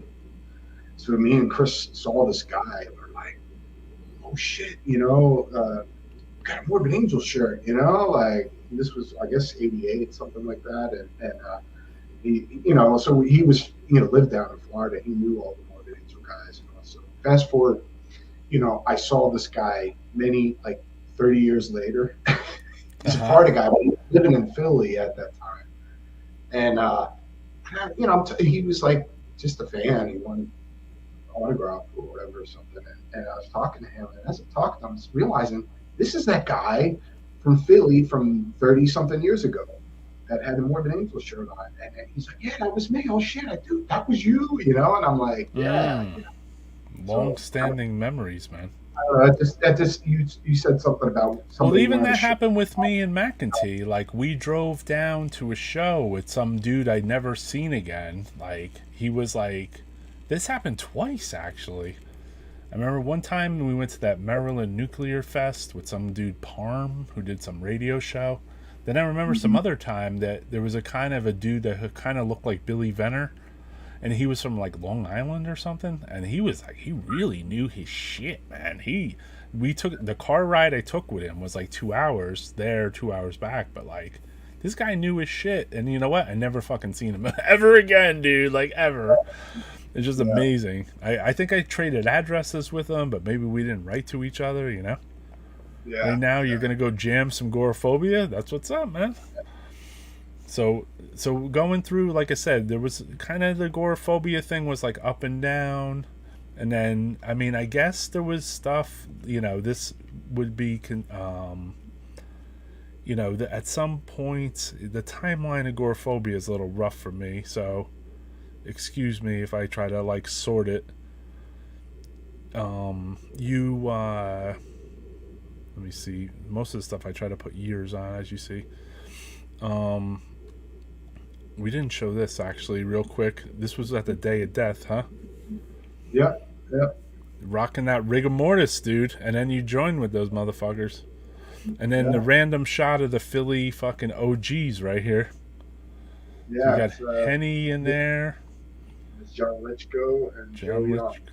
Yeah. aka Egg Roll. Hey, all In the right. competition. Yeah. And then I guess OG. somewhere in between there too, there was this old photo, which this is pretty rare. You said. Yeah, so that is, I don't know if that's 2000, no, it's early 2000s, but yeah, that was from when Incan was, they were putting out the All the Golgotha reissue, and me and John Burka came up to Relapse. John brought up his videos, you know, to contribute to the Golgotha uh, Right. So in reissue. this photo, we see Ronnie Dio, rest in Yeah, peace, and then that's you, McEntee, John Verica, Craig, and yep. Jim Rowe. And this is at the relapse office where they were like Yeah, kind of working on like a DVD, like it was like a DVD. video comp slash Yeah, Onward to Golgotha double thing yeah. I think that was the first time that the four of them were together since back in the for a day. while. Gotcha. I mean, you know, there's all the different versions of Ink Cam, but that was a really special item for me. Right. Definitely, dude. And So rest in peace. Goraphobia too. So You know, Goraphobia, like I have to say thanks to John Verica too because he laid out like a whole Goraphobia kind of like biography when we did the 2004 CD thing and the Vile Beast. mhm. Like he called like he's like Mach 1, Mach 2 and it made a lot of sense too in the long run because it was like Yeah, yeah, there was so many different iterations of this band, you know? It's cool stuff, dude. Like it's cool to have that history. So yeah. Goraphobia, when would you say that Goraphobia came back as like a unit? Like to do something serious, you Well, mean more again? with like a you and Chris and Yeah, it was 2007. Um, 2007. So would yeah, this be kind of when things were going down with John McEntee playing guitar? yeah. So originally John was coming to play with us, and I was playing with Incam too at the same time, but Right. John was actually looking to um, break up.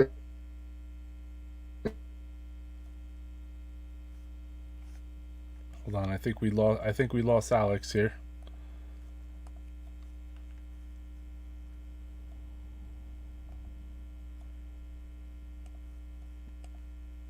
Hello? Am I still live? So we'll let him log back in.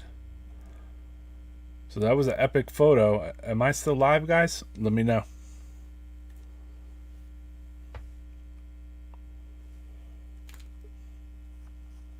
Back. Yeah, you're Uh, back now. Okay, that I don't know happens what happened. sometimes. So Am I still here? so yeah, So so in 2007, we just look. John McAtee was looking to leave Incan and just kind of break it up or whatever. I don't know. And then he was like, "Yeah, I'll be into just playing with you guys." And then we originally had Craig Smolasky on drums, and things didn't work out with Craig.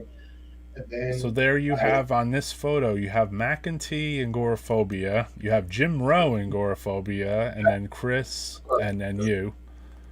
yeah. So this was a So show Jim in Philly. I had taken this photo actually at the show. It was with yeah, Putrid Pile and like I want to say Bloodstorm, but because maybe it wasn't Bloodstorm. I just have photos of all the members of Bloodstorm um, together. but what was I getting at? Oh yeah, so John was looking to break up Incan, and then it's funny how he decided not to and keep it going or whatever, and then I stayed in. But that's a whole other story. But um, Jim Rowe has always been a great friend, but also one of my favorite drummers ever. Right. So for me, he was like, we got to get Jimmy, and it was just getting music with him was pretty amazing. But yeah, so then we got Jim Rowe in the band, And then you and guys went on to record some albums with Jim, basically. yeah, we did two albums. We did Mortal Repulsion first, and then the last album was Apocalyptic Necromancy. Both, Right. Jimmy playing drums, and Jimmy recorded both of those albums as well. Right. And then so that was kind of like you guys would play a few shows. You were doing like recordings in Jim Rowe's home studio, Neanderthal, I guess he calls it. Yeah, we were doing a bunch of stuff. We were doing a bunch of shows. We did a couple with John originally with McAtee, and then we got VJS from our guys on guitar. Uh, but yeah, we did a bunch of shows. We did a tour as well when the first record came out. Uh, that was with Dreaming Dead opening up, us and Master. So me and Jimmy Oh, were doing that's right. double duty That's every right. night. Yeah, and you did the master tour. Yeah, You're a busy and that guy, was really man. cool. And this was the Yeah, first. This was the original lineup. yeah. This is me, Chris, and Jim. This was Yeah. the So you did the recording of the Mortal Repulsion report. record Yep. Yep. with the Big And that Mac. was right.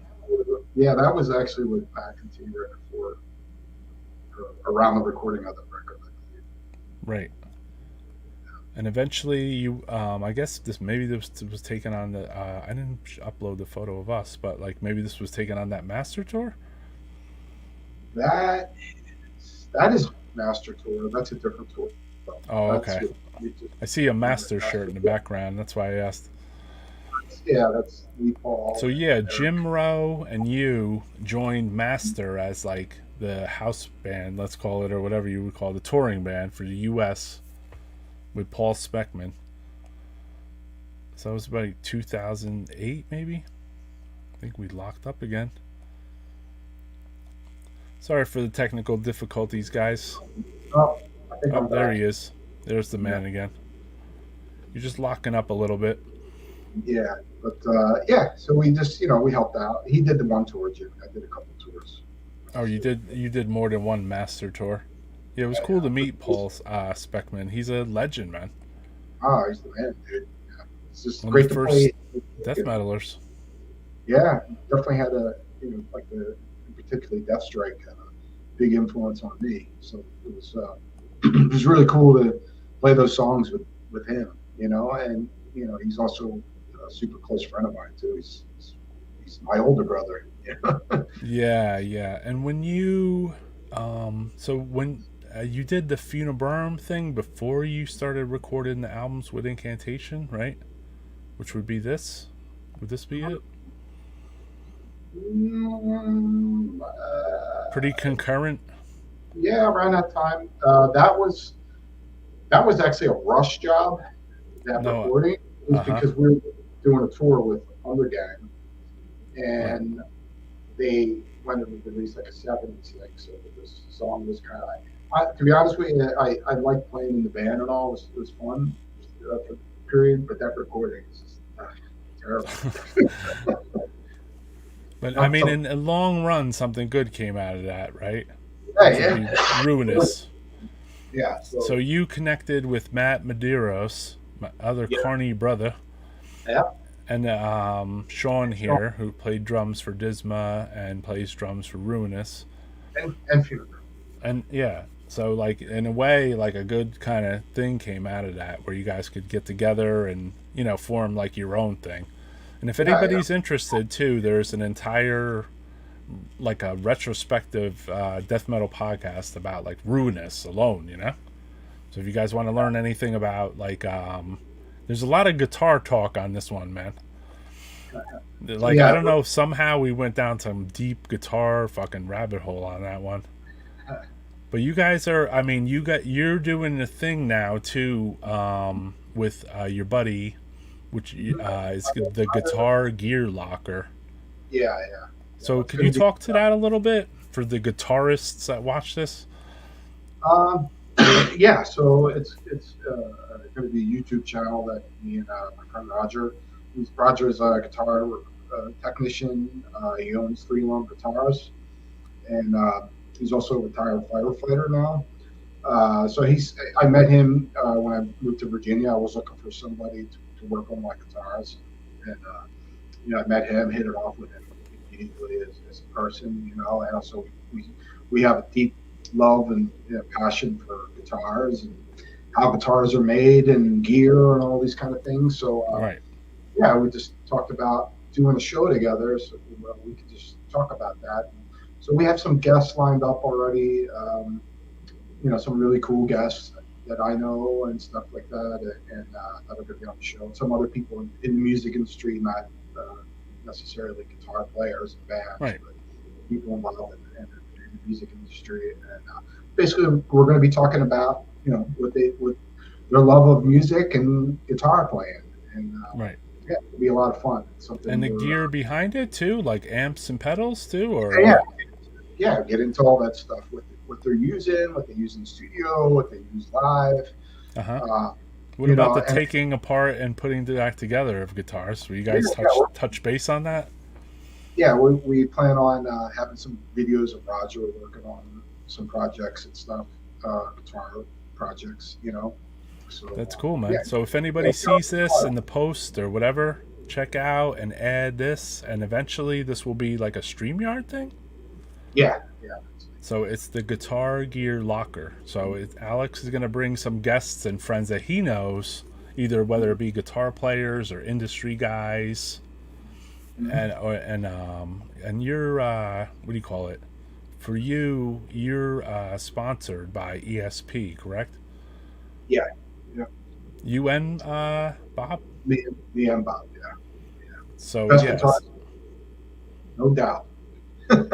So I mean, I'm assuming there'll be something with ESP even a little bit, Oh yeah, for talking sure. about the ESP guitars, and so if there's any ESP fans out there, Yeah, definitely check out the upcoming live. You know, it's just going to be just about like gear and guitars, and probably like another learning experience. You know what I mean? So you know, it's something I'm super passionate about. Besides music well, I could see itself, behind you, you got like fucking 9 guitars, dude. You know? yeah. He's like They're 9. everywhere. You can't see them. Yeah, yeah. He's like, more. We It's never we're enough. going to disassemble all guitars behind Alex. Oh, okay. Yeah, you're gonna disassemble and put them back together. Yeah, I'm gonna What's up, just Roger? destroy them more than anything. Yeah, it's gonna be a sick show. I mean, I'm kind of interested in it too, and I don't play guitar, but I want to learn more about. I have a guitar that I want to like service, let's say. So like I need kind of like guidance, you know what I mean? Like I don't feel, like I learned from a few friends, including you, you're like, take it apart and clean it up and clean up the Kaler and this and that, and maple fret inlays. So Yeah, yeah, it's a cool thing just to know even the stories of certain guitars and how they inspired people to write what they've done and whatever, what certain albums or and yeah, I think it's for particularly guitar nerds because like even my bandmates think I'm out of my mind, my yeah. guitar degree, but you know, it's for people like me and Roger who are really passionate about it.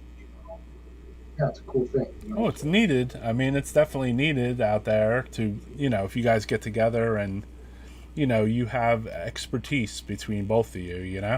So then you Yeah, bring it together and then you bring into some other, like, let's say experts and other players and, yeah, like are fans of particular guitars, hypothetically, because I'm sure people are guitar specific too, right? yeah. I mean, and there's plenty of guys. Like when I go on tour, I always find the one guy that's a nerd like me, in one of the other bands or something. Right. We'll be nerding out about different stuff or whatever. You guys trade But, Allen keys and shit. What's up, yeah. Andy Jones? How's it going, brother? You gonna check out the replay? Hail the phlegm, brother. I'm with Roy. I can break an anvil. I'll go to talk gear at a shop. I got 2 BC Riches, an Ironbird, and a Rhodes V. They're all extreme disrepair. I'd rather throw money at someone to fix them. Well, there you go. We'll hit Don't get Roger up. people to do that. Yeah. Well, for me, I want to be able to, what's up, Sam Biles? I want to be able to learn a little bit. I mean, simple shit, just restringing it, cleaning it. I want to play Yeah. guitar and bass too. Like I want to mess around with it at least. I have That's fucking guitar about for 20 fucking years. Yeah, I mean that's the thing about when you have a guitar set up or you set the guitar up yourself, you want it to feel the best it can so you can express yourself the best you can on your instrument.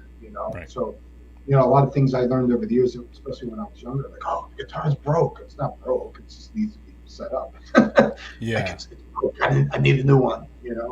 Yeah. Or But the switch or something is like, I mean, it's interesting. I'll just do a little segment because Yeah, we bust. can You can bust out your babies. So this is an older ESP Eclipse, and I had this guitar for years, And I actually only recorded with this once. I did the Morbid Visions Sepultura cover with Max singing, and I did the guitar solo on that and Mm. the rhythms on it. But so this guitar I brought to Roger. I had this when I first moved to Virginia, and it was fucked up, you know. And I had another guy working on it, and he just did a shit job on it and stuff. And he literally brought this guitar back to life, where it's probably one of my best sounding and playing guitars that I own. Nice. Done a lot of tours with it in the last 2 years, but just give me an example of how great Roger is. Yeah, let me ask you a question about, like, as a guitarist in a guitarist in a death metal band, okay? Mm-hmm. Or any band, let's say. Like, how do you really decide, like, what to bring with you, or what guitars, like, is there some, because it's the most comfortable? Is it, like, you know, like, what is, like, do you, like, because you have 9 guitars behind you, do you have to stop and think, well, I'm only going to bring 3, so, or 2 or something, so what am I bringing here?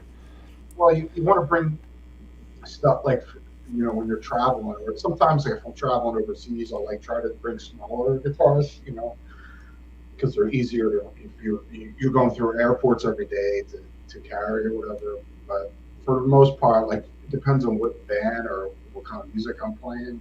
Right. For immolation, I prefer live. I prefer the flying V shapes because they're just, for me, it's just a faster playing guitar. Okay. It's the way it sits. It's very comfortable live playing guitar, so that's what I prefer. You know, live with Immol. If it's like Shadows or something, I use like the ESP, like Eclipse shaped guitars, and I use them mainly in the studio too because they sound amazing. Yeah, and even with immolation, will you use like a different guitar on the road than you do the studio? Mm-hmm. Yeah, me and Bob. You and Bob. Yeah, Bob, he mainly uses the Bs too. In studio, he likes like a Strat shaped ESP. Since we're in the nerd zone, do you guys actually bring different amps too, or? Mm-hmm. Yeah. You do. Now we used to use PV mainly, you know, but now we're using EVH. Me and Bob, you know, Okay. and me and Henny both use EVH as well in Shadows. Stefan Goldberg said your guitars are amazing, my friend. Speaking of gear, had a problem with Alex's Marshall at Jim's, and we had to have it fixed. Sorry again, Alex. I remember that. Oh shit! Yeah. That was a great amp too. What gauge strings are on that? I use 1356 D'Addario. Cool. Jazz gauge strings. EVH 5150, but made by Fender now? Well, EVH is owned by Fender. EVH is Eddie Van Halen, obviously, his company. You know, cool. Yeah, man. I mean, this is our learning section of Death Metal Podcast. So if you want to go back and play the replay too, and then again, you guys look out for this and go to Facebook and like it, and you know, I'm assuming they'll run a Facebook Live kind of like I do with this Death Metal Podcast, and then you know, that way you guys can maybe learn something, and I probably fuck with it too, because even though I'm not a huge guitar player, like, I want to learn a little something, you know? I don't know why, but like I notice that I'll go down that hole on these shows and I'll ask people about their gear, because it's not for me though. It's because like I kind of know the rest of the gear I want to get, like a Marshall 800 or something and some other shit, you know? But the thing is, like, there's a lot of other people that want to talk about this stuff, you know? Yeah. But, you know, like gear and all those kind of things, it's a part of the journey. It's a part of like tone chasing, you know? And I'm still kind of like looking for that perfect thing, which I haven't found yet, you know? Okay. That's interesting. It's just like making albums. I mean, you make an album and then you want to outdo what you did the last time. Right. Unless you're okay with doing the same old shit. But for me, it's always about, you know, progression or whatever. And the cool thing about, you know, gear and guitars and all, it's just finding those things, those combination of things that enables you to do your craft the best, you know? Right.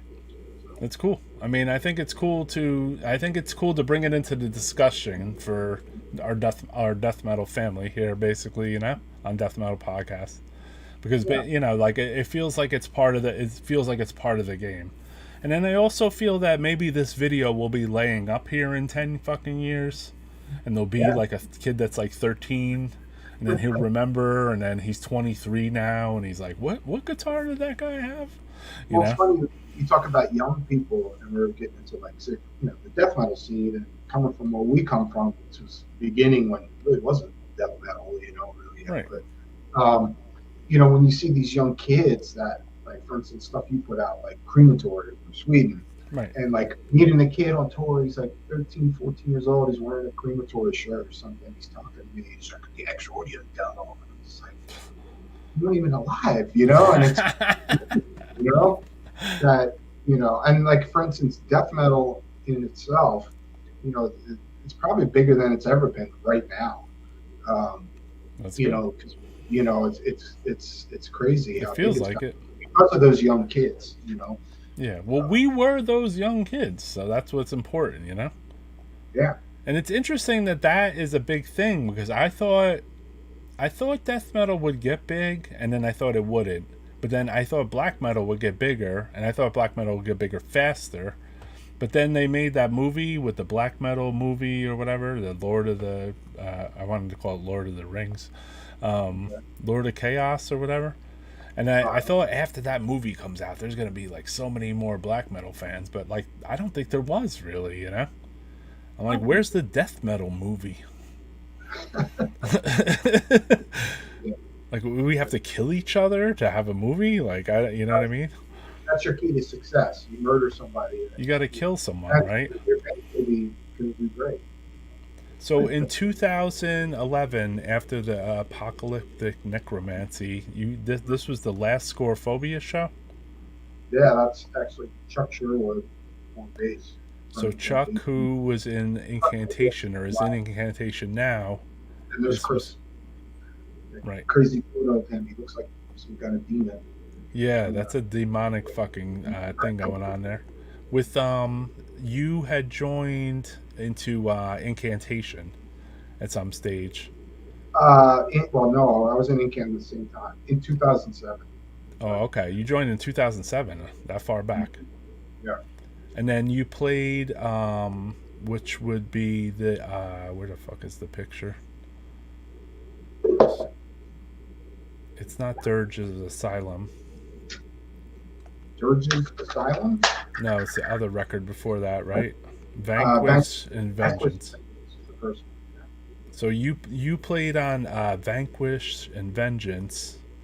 And Dirges of Elysium. And Verges. And then while that was going on, Agoraphobia was extinct basically at that stage, right? We broke up in, I think, 2012. Okay. I think. Here's the record. Sorry. Sorry, guys. So, And yeah. That artwork was done by another Jersey guy. Yes, it was. Will. Shout out to Will, who probably will see this on the replay. I was going to text him today and be like, hey, we're doing something with Alex to see if You know what? He texted me the other day, and I haven't got that. Like, I have talked to him, but I didn't tell him about this. Yeah, well, we set this up pretty fast, too. Yeah. What's up, Ramiro Lopez? How's it going? Lord of the Crayons? Lord of Chaos, sorry.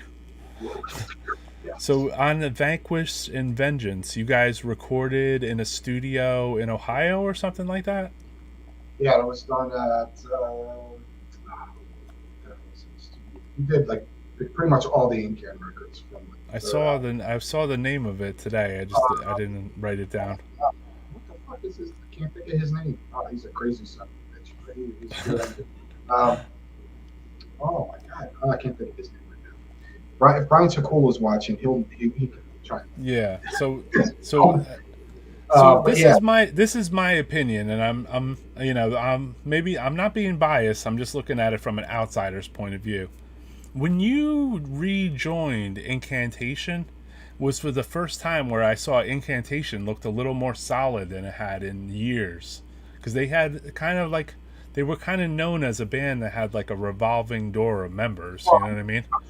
I'm So sure when he you is. joined, it seemed like they put some solidness on Incantation all of a sudden. I felt that at that time. I would agree. Yeah, definitely. The Yeah, band and then you died. wrote you Oh, wrote a that. lot of the music on these two records, correct? Yep. Yep. Which don't I mean I don't know if a lot of people really know that though. You know, I mean Yeah. obviously it's John McEntee's baby and his band, but you know Absolutely. you were involved with the music writing on that Vanquish I and would- Vengeance and Dirges of the Yeah. Asylum. I mean, well, Vanquish of Vengeance was written differently. That was kind of written more as a team. Like Okay. we like there were some songs like the first song on the record, the video. I wrote basically 90% of that, but then John had an idea and changed something around and made it better. Mm-hmm. But just to give an example, and then there was other songs that me, John, and Chuck would just sit there and just going at each other with riffs, and it was just one song came out. Dirges was written a little differently, where I wrote songs separately, you know, being in the band context, things. Mm-hmm. But yeah, it was cool, and I also wasn't really used to doing that because for the most part I always wrote by myself, music. I never really collaborated with other people, so it was cool to like collaborate with John and with Chuck, Right. music, and yeah, so that was definitely cool, to do that. So that was like a kind of a new thing for me to collaborate with other people and to see the magic that's what happens when you get people that are. Oh yeah, because you did the Agoraphobia thing for so long, which was kind of like your band, But then you went and toured with some people, like with the Master thing. You did the Yeah, Agoraphobia reunion, but then you joined. You were in Incantation playing. yeah, At some point, John was playing with you. It's like a very big family here. yeah. So, but A yeah, it was small cool. but big family. Yeah, two cool records, but yeah, I think it definitely helped bring the band back to life, I and they're felt at the doing time they're it doing did. really good now, to get a solid lineup and stuff like that. It just there was some kind of glue there that I hadn't seen in a while. It felt like Incantation had like a little bit of stain on their name that people would say like, oh, they had so many members or something. Well, maybe And at the time, you, I didn't think anything of it because I was like, whatever, they're gonna play with whoever the fuck they play with.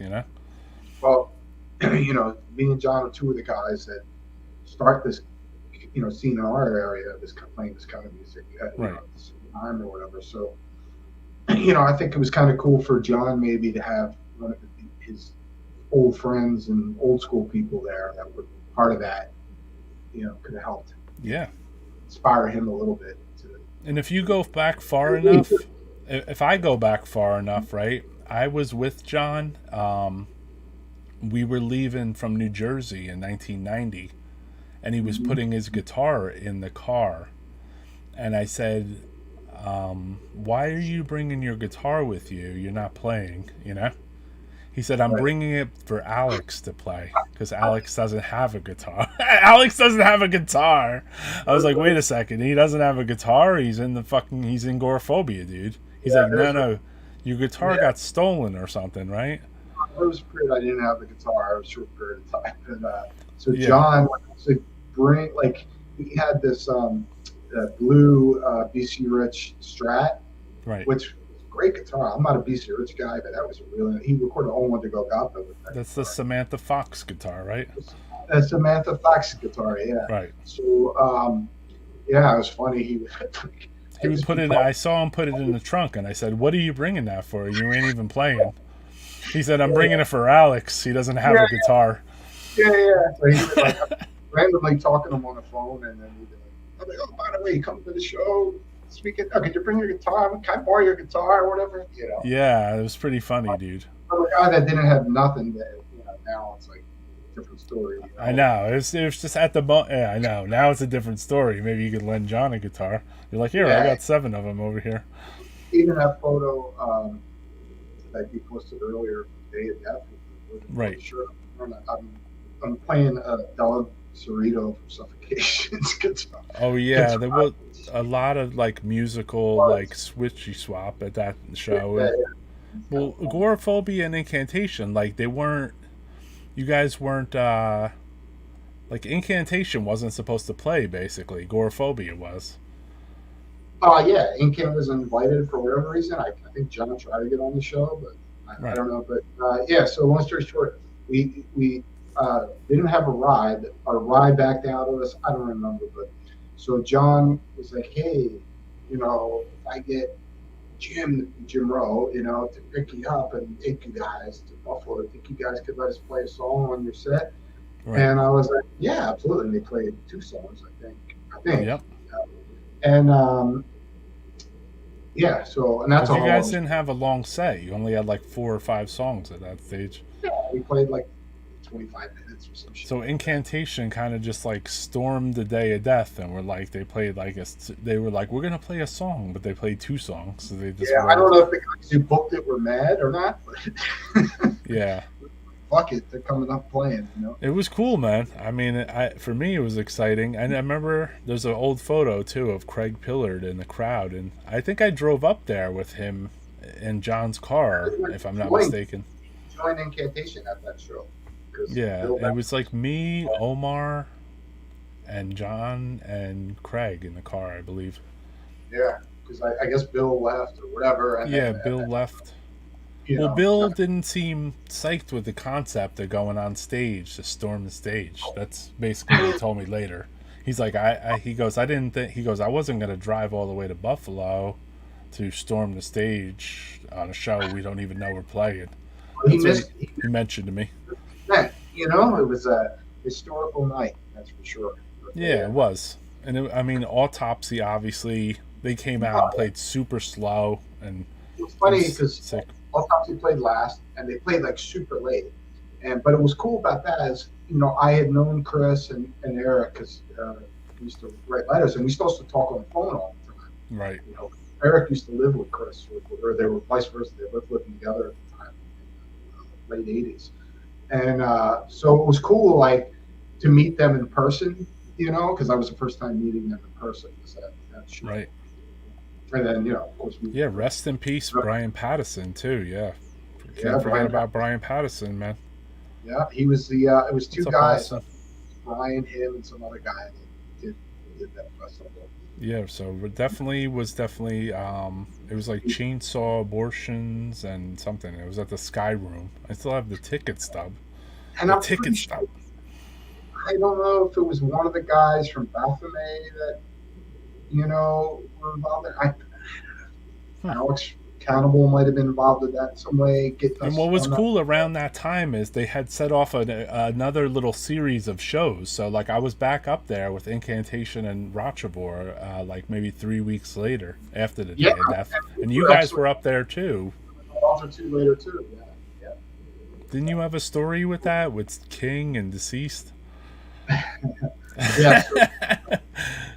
So that show was that was the second time in Buffalo. Right. So it was Agoraphobia, Apparition, which became Sorrow, Deceased, Suffocation, did I say? And their first show, Morpheus Descends. They were called Morpheus. That was their Right. first show. They were like the opening band, and I think Nocturnal from New Jersey. So we went up there. We were broke, starving, had no money for food, nothing like that. So of course, we're sitting backstage or whatever. And King Valley's like, "You guys are hungry? All right back." And him and his crazy Virginia entourage came back from wherever they were, and they had like brown bags with the plastic bags over them too. Like all like they bought a bunch of shit, but it was just bags of food. I don't know how they stole it all, but they had everything, every kind of meat, every kind of different style bread or whatever. Uh-huh. They robbed the. And they stuffed it in their pockets basically and left with this instead of buying it, obviously, Yeah. So. Well, Yeah, King that was was- known as like a full-time fucking like shoplifter back then. Yeah. Back then. Yeah, he back I don't want to then put any stain on his name. he had a lot of crazy friends. Let me tell you. Yeah, yeah. And definitely a cool dude. Obviously, even to this day, fucking deceased out Yeah, there killing it. Chris yeah, Reifert out there killing it. yeah. There was a couple photos you actually sent me. There was one with King. You said this was taken like last year or something, or 2 years ago. Yeah, it was a couple months ago actually. So That was yeah, you saw King out there, and then you showed me something with a picture of you with Chris Reifert. yeah, that's a while ago. That's This looks like it was on the Master Tour, maybe, because you never took that Angel yeah, Witch shirt yeah. off. Great. That is from he did his Master Tour, and Chris and Eric came out. And that was right when they were starting to get Autopsy back together or whatever. They were talking about it. Okay, cool. Yeah, so now. King Fowley, the movie, definitely, dude. I mean, he Well, can definitely. He is, yeah. there is a documentary. There's a book. I read it. Well, there's a documentary being made too. Oh, okay, cool. I'm sure. How about we talk to this photo? Oh yeah, that is 2012. That is in Denmark, and that is with Michael Denner from Merciful Fate. Of course, one of my Nice. all-time guitar heroes right there. So that was, he, was a so moment. yeah, so he was one of the guitar players that influenced you to play guitar, or what? Oh, definitely. Yeah, definitely. I mean, Melissa, in particular, Merciful Fate, Melissa was just like a huge. I mean, everything on Merciful Fate, but yeah, he was a big influence on me. So in Denmark, he runs his own store. Yeah, yeah, he's had it since the '80s, I think. Okay, cool. What kind of like what just for the average fan who hasn't seen it? Like, does he sell metal there only? Does he sell a mix of everything, or what kind of store is it? Metal. When I was in there, I was looking at he had a really killer Pink Floyd section, like a lot of bootlegs, cool stuff. Oh, cool. Yeah, yeah, yeah. Real small shop, but really cool. All good stuff. And he's got, of course, metal, death metal, Right. that stuff. Is it a little museum-y, kind of like the Norwegian store where he has like old photos of like Merciful Fate and stuff, or is it just straight up a store? I don't remember, to be honest with you. But I was too in the moment of meeting, Right. my guitar hero. So, I gotcha. you know, You look starstruck in that photo. there's the two Michaels. There's Michael Schenker, the first Michael, and then there's Michael Benner. Right. So, and I get to meet both those guys. Super cool. And then you had another one here, which was super fucking cool too. Hold on a sec. Hope everyone's enjoying the live cast. I appreciate the comments. If you guys aren't dead out there, I see you guys are definitely listening, so that's kind of cool, Hold on one sec. You met this guy. It's Tom Angel Ripper. Tom Angel Ripper. If you don't know him, you shouldn't be listening to this show. Yeah, if you don't know who this guy is, what the fuck you doing here? So I see you guys both have awesome shirts on too in this.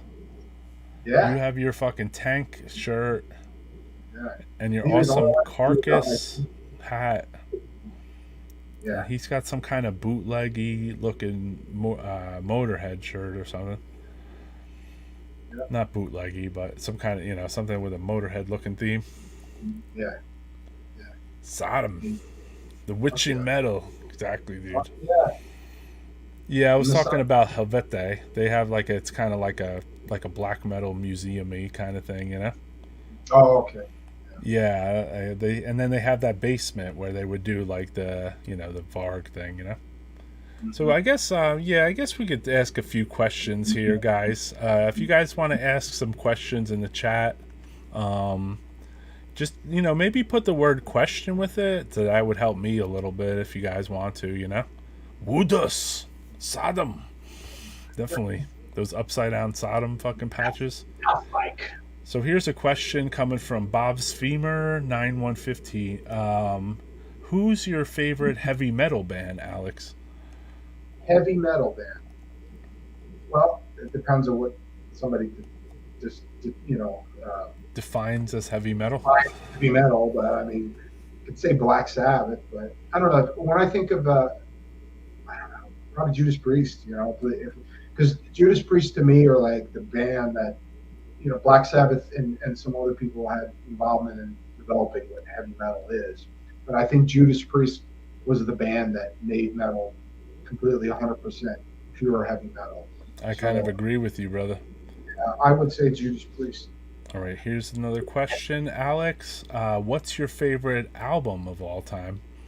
That's a tough one. There's a, there's a lot of them. But one of them, Pink Floyd, Wish You Were Here, Black Sabbath, Sabbath Bloody Sabbath.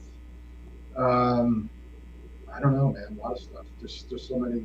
Yeah, You that's a know, tough. That's a really tough one. But those are two killer ones. Obviously, you got any favorite Merciful Fate or Sodom or Creator? well, of course, the first three, you know, the EP, Merciful Fate EP, Melissa, Don't Break the Oath, those records, Sodom, In the Sign of Evil, you know, that's my favorite recording. The first one, you know, I don't know. If we were stepping away from metal a little bit, what would you put in your rock category? I know UFO might be there. Oh yeah, definitely. I mean, there's a lot of stuff, tons of shit. You know, I don't even know where to begin. There's a lot of like new wave music from the early '80s, '70s rock. You know, whether it's UFO or Deep Purple or Mm, Infinity. cool. Yeah, those are tough. Those are always tough questions. Alex, did you ever see Gigi Allen? No, but I got. Speaking of our old drummer Kenny Mastel, our Chorophobia, he was going to go see him. I think it was him and maybe John Burke might have been going. I don't remember. But they were going to go see him play at the Fast Lane. You remember the Fast Lane? Right, Fastlane. Red was around like Red Bank area, kind of Ripping Corpses area or whatever. But so Fast Lane, they were. I think Gigi Allen was playing Fast Lane. I was going to go, and then I got last minute. I'm going to get shit fucking thrown at me. All right, Erin has a question. Alex, first metal concert you went to? Whoops. I don't know if you would call it metal, but my first concert was Queen in the late 1970s.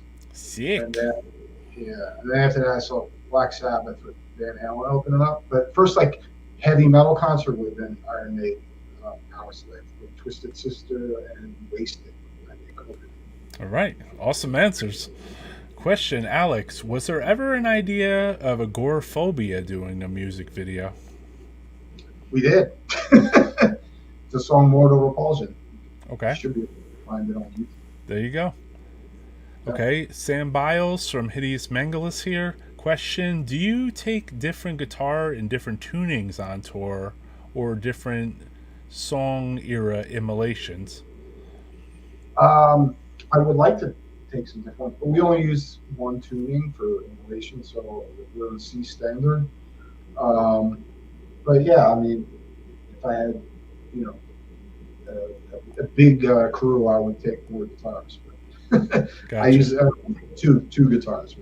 All right, John Verica chiming in. We saw Gigi Allen at Khyber in Philly around 91. I thought it was Fastlane. I don't know. I thought it was Fastlane. Okay, Khyber Sick. Pass. All right, here's a question. It's a tough one on that one. First death metal album.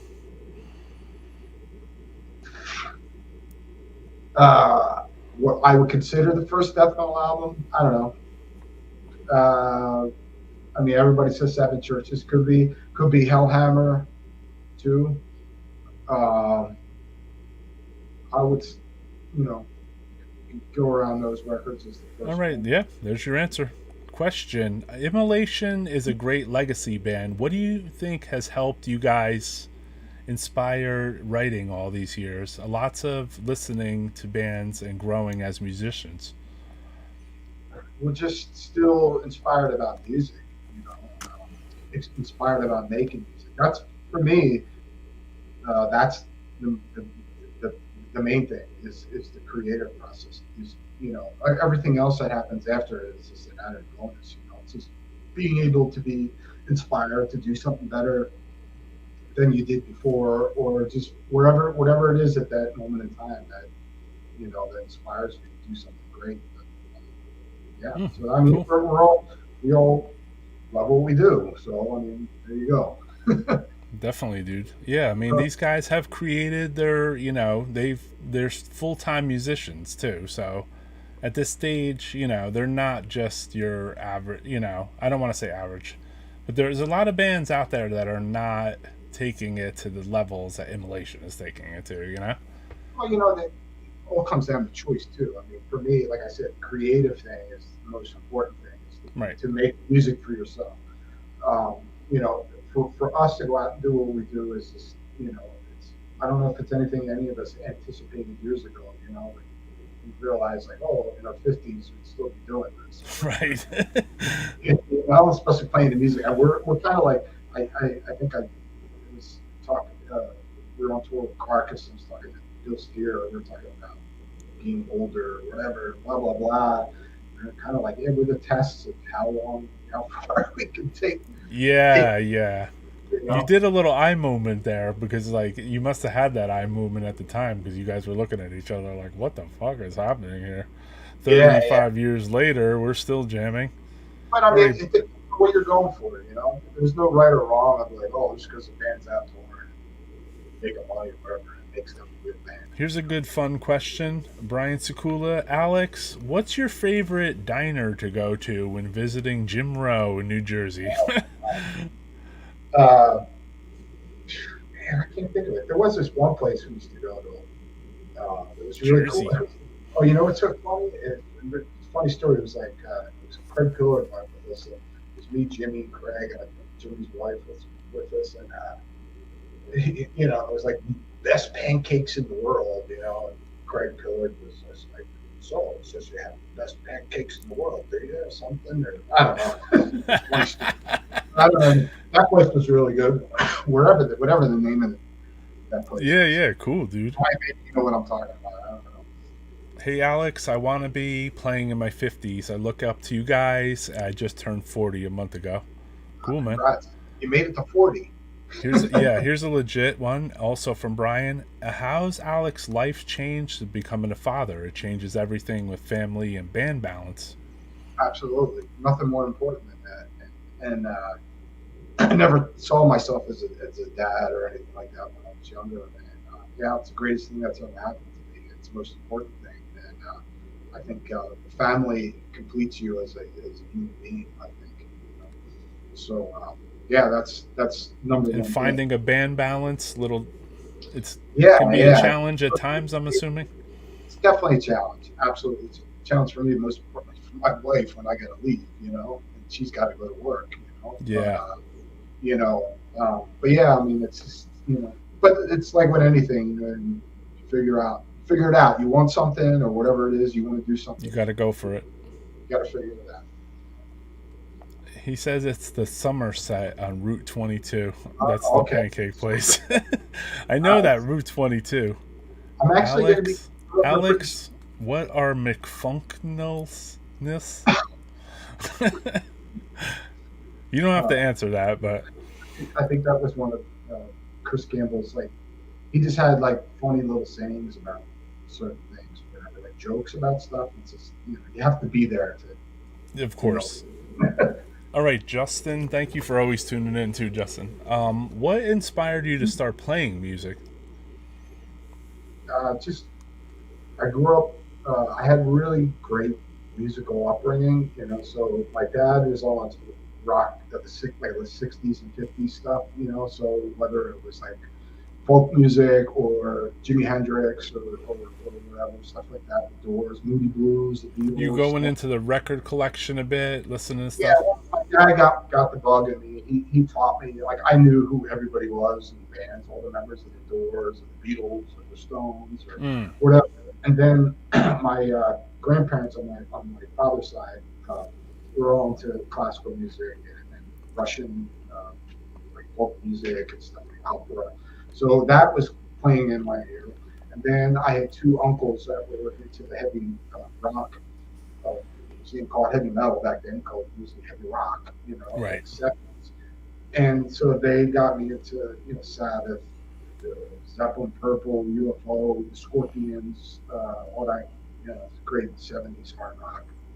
And that was kind of the music that, the heavier stuff that really, Right, working off the Hendrix. Alex, favorite Hendrix album? Uh, yeah, I mean, obviously, the first three are just total classics, but Access Bold as Love, maybe, might be my favorite. Mine too. Good choice. Good choice. Let's see here. What was the deal with you and lemons? Oh, I don't know. I used to drink some lemonade. And it was ice cream too. I constantly saw you talking about ice cream, Ice guys. cream's been consistent in my life. That's kind of cut down lately. Okay, there you go. Got a lot of ice cream out of my life. I forgot to announce this too, guys. Check out the immolationstore.com because they got a lot of nice immolation shirts. I didn't, like obviously, when I'm on here, I'm focused on the bands and not the advertising side. There was one other thing we didn't talk about, band-wise too, Alex. If you're still alive, Shadows. Yes. So we didn't speak on this at all. Yeah. So Shadows was formed by me and Henny Petrowski, original Foley guitarist and symphony guitar player. Henny's one of my best friends, since forever, since probably 1984 or whatever, since I've known him. And yeah, so it's not death metal or anything like that. It's just more heavy rock, heavy dark, heavy metal, whatever you want to call it. It's just more of kind of like a lot of the early influences in our own version of what heavy rock or heavy If anybody wants to hear it, Agonia Bandcamp albums Shadows. So you can check it out at Agonia Records Bandcamp. I actually checked it out a little bit today when I was stealing the photo. Yeah, so we actually, I don't want to get into all the, and it hasn't been put out in public yet, but we recorded a second album. Okay. And we recorded it with Jack, our original singer. Unfortunately, parted ways with Jack over a year ago. But so then we had a second singer, which was the guitarist of Sargeist, who played Agoraphobia. He sang on 2 songs to finish the album, and then we had the whole album mixed, mastered. And then we got our new vocalist, Rich McCoy. He's a super old friend of mine, amazing singer. You can check out his band called Majesty and Ruin, very Candlemass kind of style stuff. Right. I remember Rich McCoy from going to G. Willikers shows back in the 90s. Exactly. Totally, yeah. That's how far back. Yeah. And Rich is an old school metal guy, and also saw him at the record swap meet too in Jersey. Oh, sure, yeah. Another insane collection, Rich has, But so he's now the vocalist. We did re-record everything, and now I don't want to get into everything, but we're re-recording again. Right. So this is exclusive information. So in 2 weeks we start recording. Yeah, exclusive. We start recording at Jim Rowe's studio.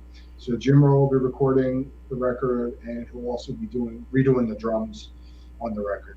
So I'm excited about that as well. Especially to have Jimmy's playing his drumming, which he did record one song on the record a while ago. So we'll probably re-record it again or whatever. But so look out for that, guys. The Shadows record. It has a different vibe than obviously a death metal thing, but it has a lot of very doom kind of deep. Yeah, definitely. Reminded me of like kind of not as deep as Warning, but kind of like in those kind of real dismal old Penance and like I don't know. Yeah. You know what I mean? Yeah, and the progression I think of the EP to the album, it's really done. It's to me like songwriting wise, it's kind of like Kill 'Em All to Ride the Lightning. It's a big progression there, and I'm real excited about that. Cool, man. That's what I'm super excited about. Get this record done. Something I'm real passionate about. Very good tastes, definitely. Listen, guys, in 20 minutes, I am going to flip the stream over to another, we're going to end the interview and flip the stream over. And Alex, you're invited to come on too if you want, if you're not busy. There's going to be another show at 7:30. This is the Back to the Roots demos edition of Death Metal Podcast. I like to keep the music and the interview shit separated purposely, just due to YouTube rules, let's call it, because one song on here can basically fuck everything up that we just did. And being that we just went over all this stuff about your history of the band and infamy that probably people don't know about, the Sunlight, or the different guitars you play and all that stuff. Like, I don't want that to be lost because of one fucking track, literally. Seems foolish. And nowadays, like this past year or so, you have went out there and grinded the fucking bit with Immolation, Yeah. So you played, I mean, what would you say about how many shows did you guys play in the last, 2 years? I don't know, 200 and something maybe. 200? Holy fuck. God we're damn. actually taking a little bit of a break now, so we're we're going to be working on a new album soon. So which the plan is to get it out by the end of this year. So shit. And so we do have stuff being planned. We already got some festivals booked for the summer in Europe, like Hellfest, Pit Fest, Obscene Extreme. We're doing, it's actually Kirby's 50th birthday. I saw that. I saw you were doing Obscene Extreme. Them there as well. And so we got some other stuff, and then some other stuff in the works I can't say anything about. But cool. Yeah, so a lot of cool stuff. Immo new record, new Ruinous record that's way overdue. Album's basically written. We just got to get in the studio and hopefully record it really, really soon.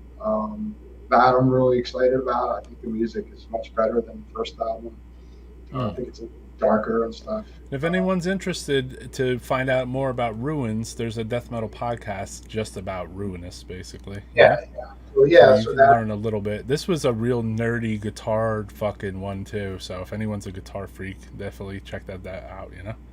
Yeah. So, and then look out, obviously, for the guitar gear locker. Yeah. There's definitely going to be something up there where these guys are going to explore guitars, have guests on, talk a lot of gear talk. Mm-hmm. Yeah. I'm lucky enough to hang out with Immolation once pretty recently, so fucking cool shit. I'm taller than all of Immolation, obviously. Yeah. He's got a little bit. Yeah. Alex, I mean, is there anything else you want to convey to anyone that's watching, brother? I would just say, look out for, we got new Immolation album eventually, new Ruinous record, new Shadows record, guitar. If you're interested, guitar nerd and interested in all that kind of stuff, I'm going to be doing a podcast with my friend Roger called the Guitar Gear Locker, and what else? That's a lot of stuff, man. That's definitely a lot of stuff, dude. Yeah. Good. Luckily, I have time off from touring for a while to do stuff and be home with the family. Right. All that kind of shit. And be creative, doing other. So look out for these guys with the Guitar Gear Locker, and they're gonna get together and, really, kind of like go deep down the rabbit hole of like guitar stuff. I would like to see something where you guys like disassemble and put back together the guitar shit, because there's there was some stuff with Morris from Blood Incantation, or one of his guys, or Paul or somebody, where they had like their own guy who works on the guitars and stuff. And the videos were very fascinating to me. Yeah. And Morris and Paul, awesome dudes, fellow guitar like me. I'm not sure who their guitar guy was, their tech or whatever, but the videos were very fascinating because they would show like the whole like taking it apart and cleaning it up and all that. It was interesting, Yeah, it's awesome. Alex, what's your favorite guitar solo? That's a rough one. Oh man, might be like, I don't know, like a David Gilmour solo, or I don't know, Eddie Van Halen, Michael Schenker, Eddie Van Halen, Richie Blackmore, Iommi, I don't know. I can go on and on. When you're, can I ask this question, because I heard somebody talk about this? When you're not on the road, do you feel like, when you're at home, do you feel like, oh shit, I can get up and go, I gotta go? No, I just love being out. Okay, that's good. I love being out. That's where I love to be. I heard a musician speaking on that, so I wanted to ask someone else on that too. I mean, I guess when you're younger and all, you know, you have this thing of being out, and you're doing things for the first time and all. And you know, when you've experienced so many things, you don't have that same kind of thing. And I don't know, but for me, it's just my family. That's number one. If I didn't have a family, I'd be like, okay, I'll tour 9 months out of the year. Yeah, I understand. And I mean, if you go out and you see this, I mean, that's got to be pretty exciting, right? Yeah, it's a little bizarre. So this is in Indonesia. That's Indonesia. Yeah. So Yep. there's a billboard of immolation, fucking Well, bigger than a bus. Yeah, there was a bunch of them. There was even bigger than that. There's one. I have a photo, like a real big. I think I've seen it, dude. It's crazy, man. We didn't show the picture of you and the guys from Bob Backus and Martin Van Druen. Ellen. This is a little older, or a couple years ago? A couple of years ago, yeah. Netherlands Death Fest, maybe? No, that's in Holland.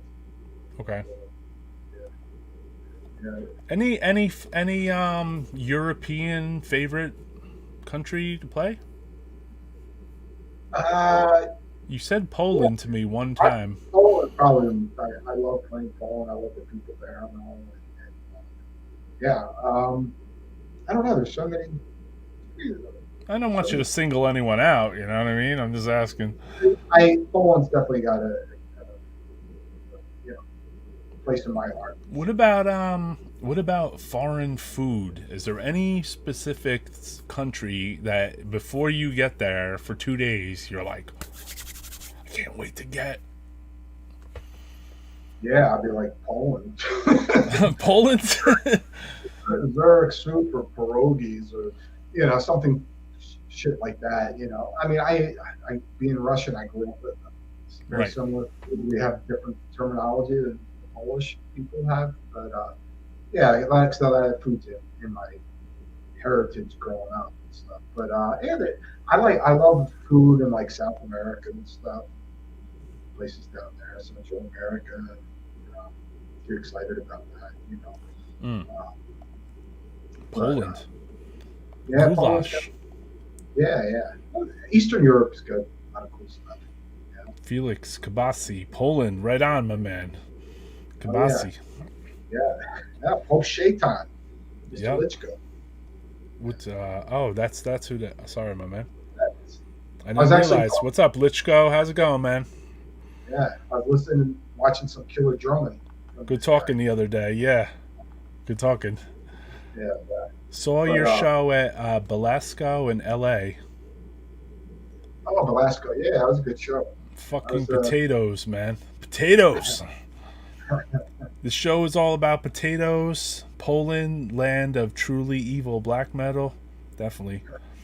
So, I mean, anyone else? Any more questions? We're going to wrap this up, this Death Metal podcast. Again, there's going to be a second episode. Alex, you're welcome to join me if you're not busy or in a few minutes. I'd like to stand up and shake my fucking legs out, actually. My wife and daughter may argue. Yeah. Get upstairs.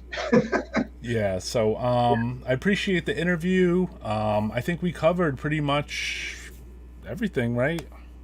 Brought out some weird fucking facts on here. Thanks for shaking up my brain a little bit, see if I remember roughly. Yeah. So, Are you a fan of New York hardcore? Asks Ben NG. Absolutely, man. Come on, man. Cro-Mags and Domestic Front. Same here. Bold, Judge, Killing Time. Yeah, Killing Time. Yeah, Killing Time. You don't hear, fucking A, dude. I mean, definitely. Great show, says Carla. Thank you, Carla. I appreciate it. Another killer show. I appreciate all you guys for asking cool questions. This definitely was a cool show. I think, we shook Alex up a little bit there, and got, a couple rare things that we talked about here, which is kind of the death metal podcast way. I want to you know, Alex did come with a lot of good photos, so it definitely helped it. I appreciate that, Alex. Yeah, man, no problem, John. Dude, I think you are actually due maybe for your own death metal podcast someday Yeah, too, my brand. So you know, you're as big a part of the scene as the rest of us, you know, if not bigger, you know. I'm just here to be the conduit to, you know, talking to people and trying to show like a thing that we had in a non-Italian way of, our little scene with the G Willikers and the New York City and the Ritz and the fucking Randolph and South Jersey and all the things we fucked around, you know. like you're talking about our whole team, and I think Drew Elliott brought it up. Even like Ross brought this up too. Like talking about that documentary Murder on Fall, Murder in the Front Row, yeah. Trash scene, and like G Willikers was like our Ruthie's Inn, It was. and that was our little meeting place of like-minded people at that time, that were passionate about what the magic that was happening at the short period of time. Which, when you think back, it was a very brief time. Brief time, yeah. It was only like 2 years, maybe. Yeah, and it was just all this great music that was happening, and great people that became lifelong friends like yourself. Same, yeah. dude. It's crazy how me and Roy don't just always talk about metal. I mean, we just talk about our kids or whatever. Yeah. And it's cool, like how friends grow together too, and grow up, try to be better. I'm proud. I mean, like a friend to be proud of another friend. Like, I'm proud of you, dude, because like I seen you go from no guitar to fucking 200 dates in a year, you know.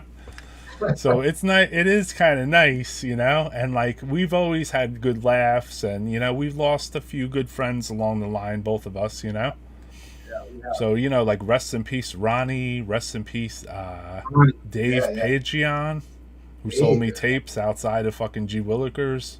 Rest in peace to Cooch. A lot of fucking people, man. It's just like the original singer. He passed away back in 1990. Yeah. Aragon. Aragon, yeah, another great friend and great guy. Had a lot of fun with Aragon.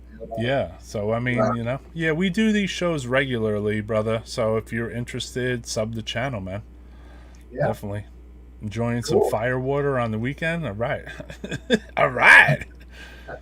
So yeah, we're gonna do a second stream. I'm gonna shake my legs out, eat some food, and smoke something, and then we're gonna do like a show that just has to do with like demos, or old demo shit. I just wanted to do a death metal show after this, just to keep the momentum going, you know what I mean? Because we've talked for fucking so long, But I mean, there was definitely a lot of engagement here, people watching a fucking 3-hour thing, dude, So I appreciate you guys that watch this or subscribe or whatever. Let your friends know, and throw the link in your socials and all that stuff. And this will just be another episode of Death Metal Podcast. Alex, thank you, my man. I appreciate it, dude.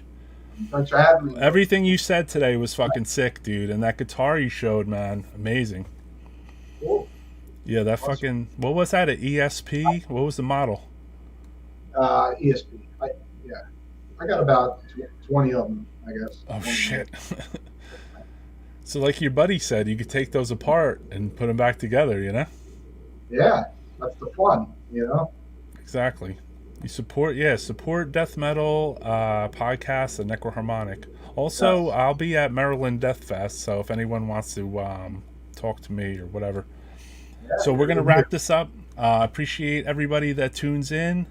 Check us out in about 10 minutes. I'll be live again here on Death Metal Podcast. Playing music basically, and probably won't be talking too much, but maybe I'll talk about some stuff from this. I'll be firing it up a little bit. I can't do it on here though. No problem. I hope everyone learned something or enjoys this. And if you didn't get to check, or you're just looking at it now or whatever, check the playback, man. There's a lot of wealth of information here. So Alex, thank you, man. Appreciate it, brother. And thanks for having me. All Good right, night. brother. Cheers. All right. So there we have it. So that's Alex, who plays with Immolation. He told us about all his other bands, Ruinous, Shadows. We just talked about how many fucking guitars this guy's got. So I appreciate all you guys for tuning in. Obviously, man, hit the like button and leave comments and stuff. Like, ask more questions. Because Alex will probably look at this. So if there's something you forgot, you should leave some questions in the thing. Because by doing that on YouTube, it helps push the videos to additional users besides you guys. So anytime there's more comments and likers or whatever the fuck they put on there, that basically it'll push the videos to other freaks. So thank you, man. Appreciate it. So check me out in like 10 minutes. I'm going to shake my legs out, take a piss, and smoke some legal marijuana. And then I'm out of here, man. Later, guys. Check me out in 10 minutes, though. I'll be live as Death Metal Podcast again.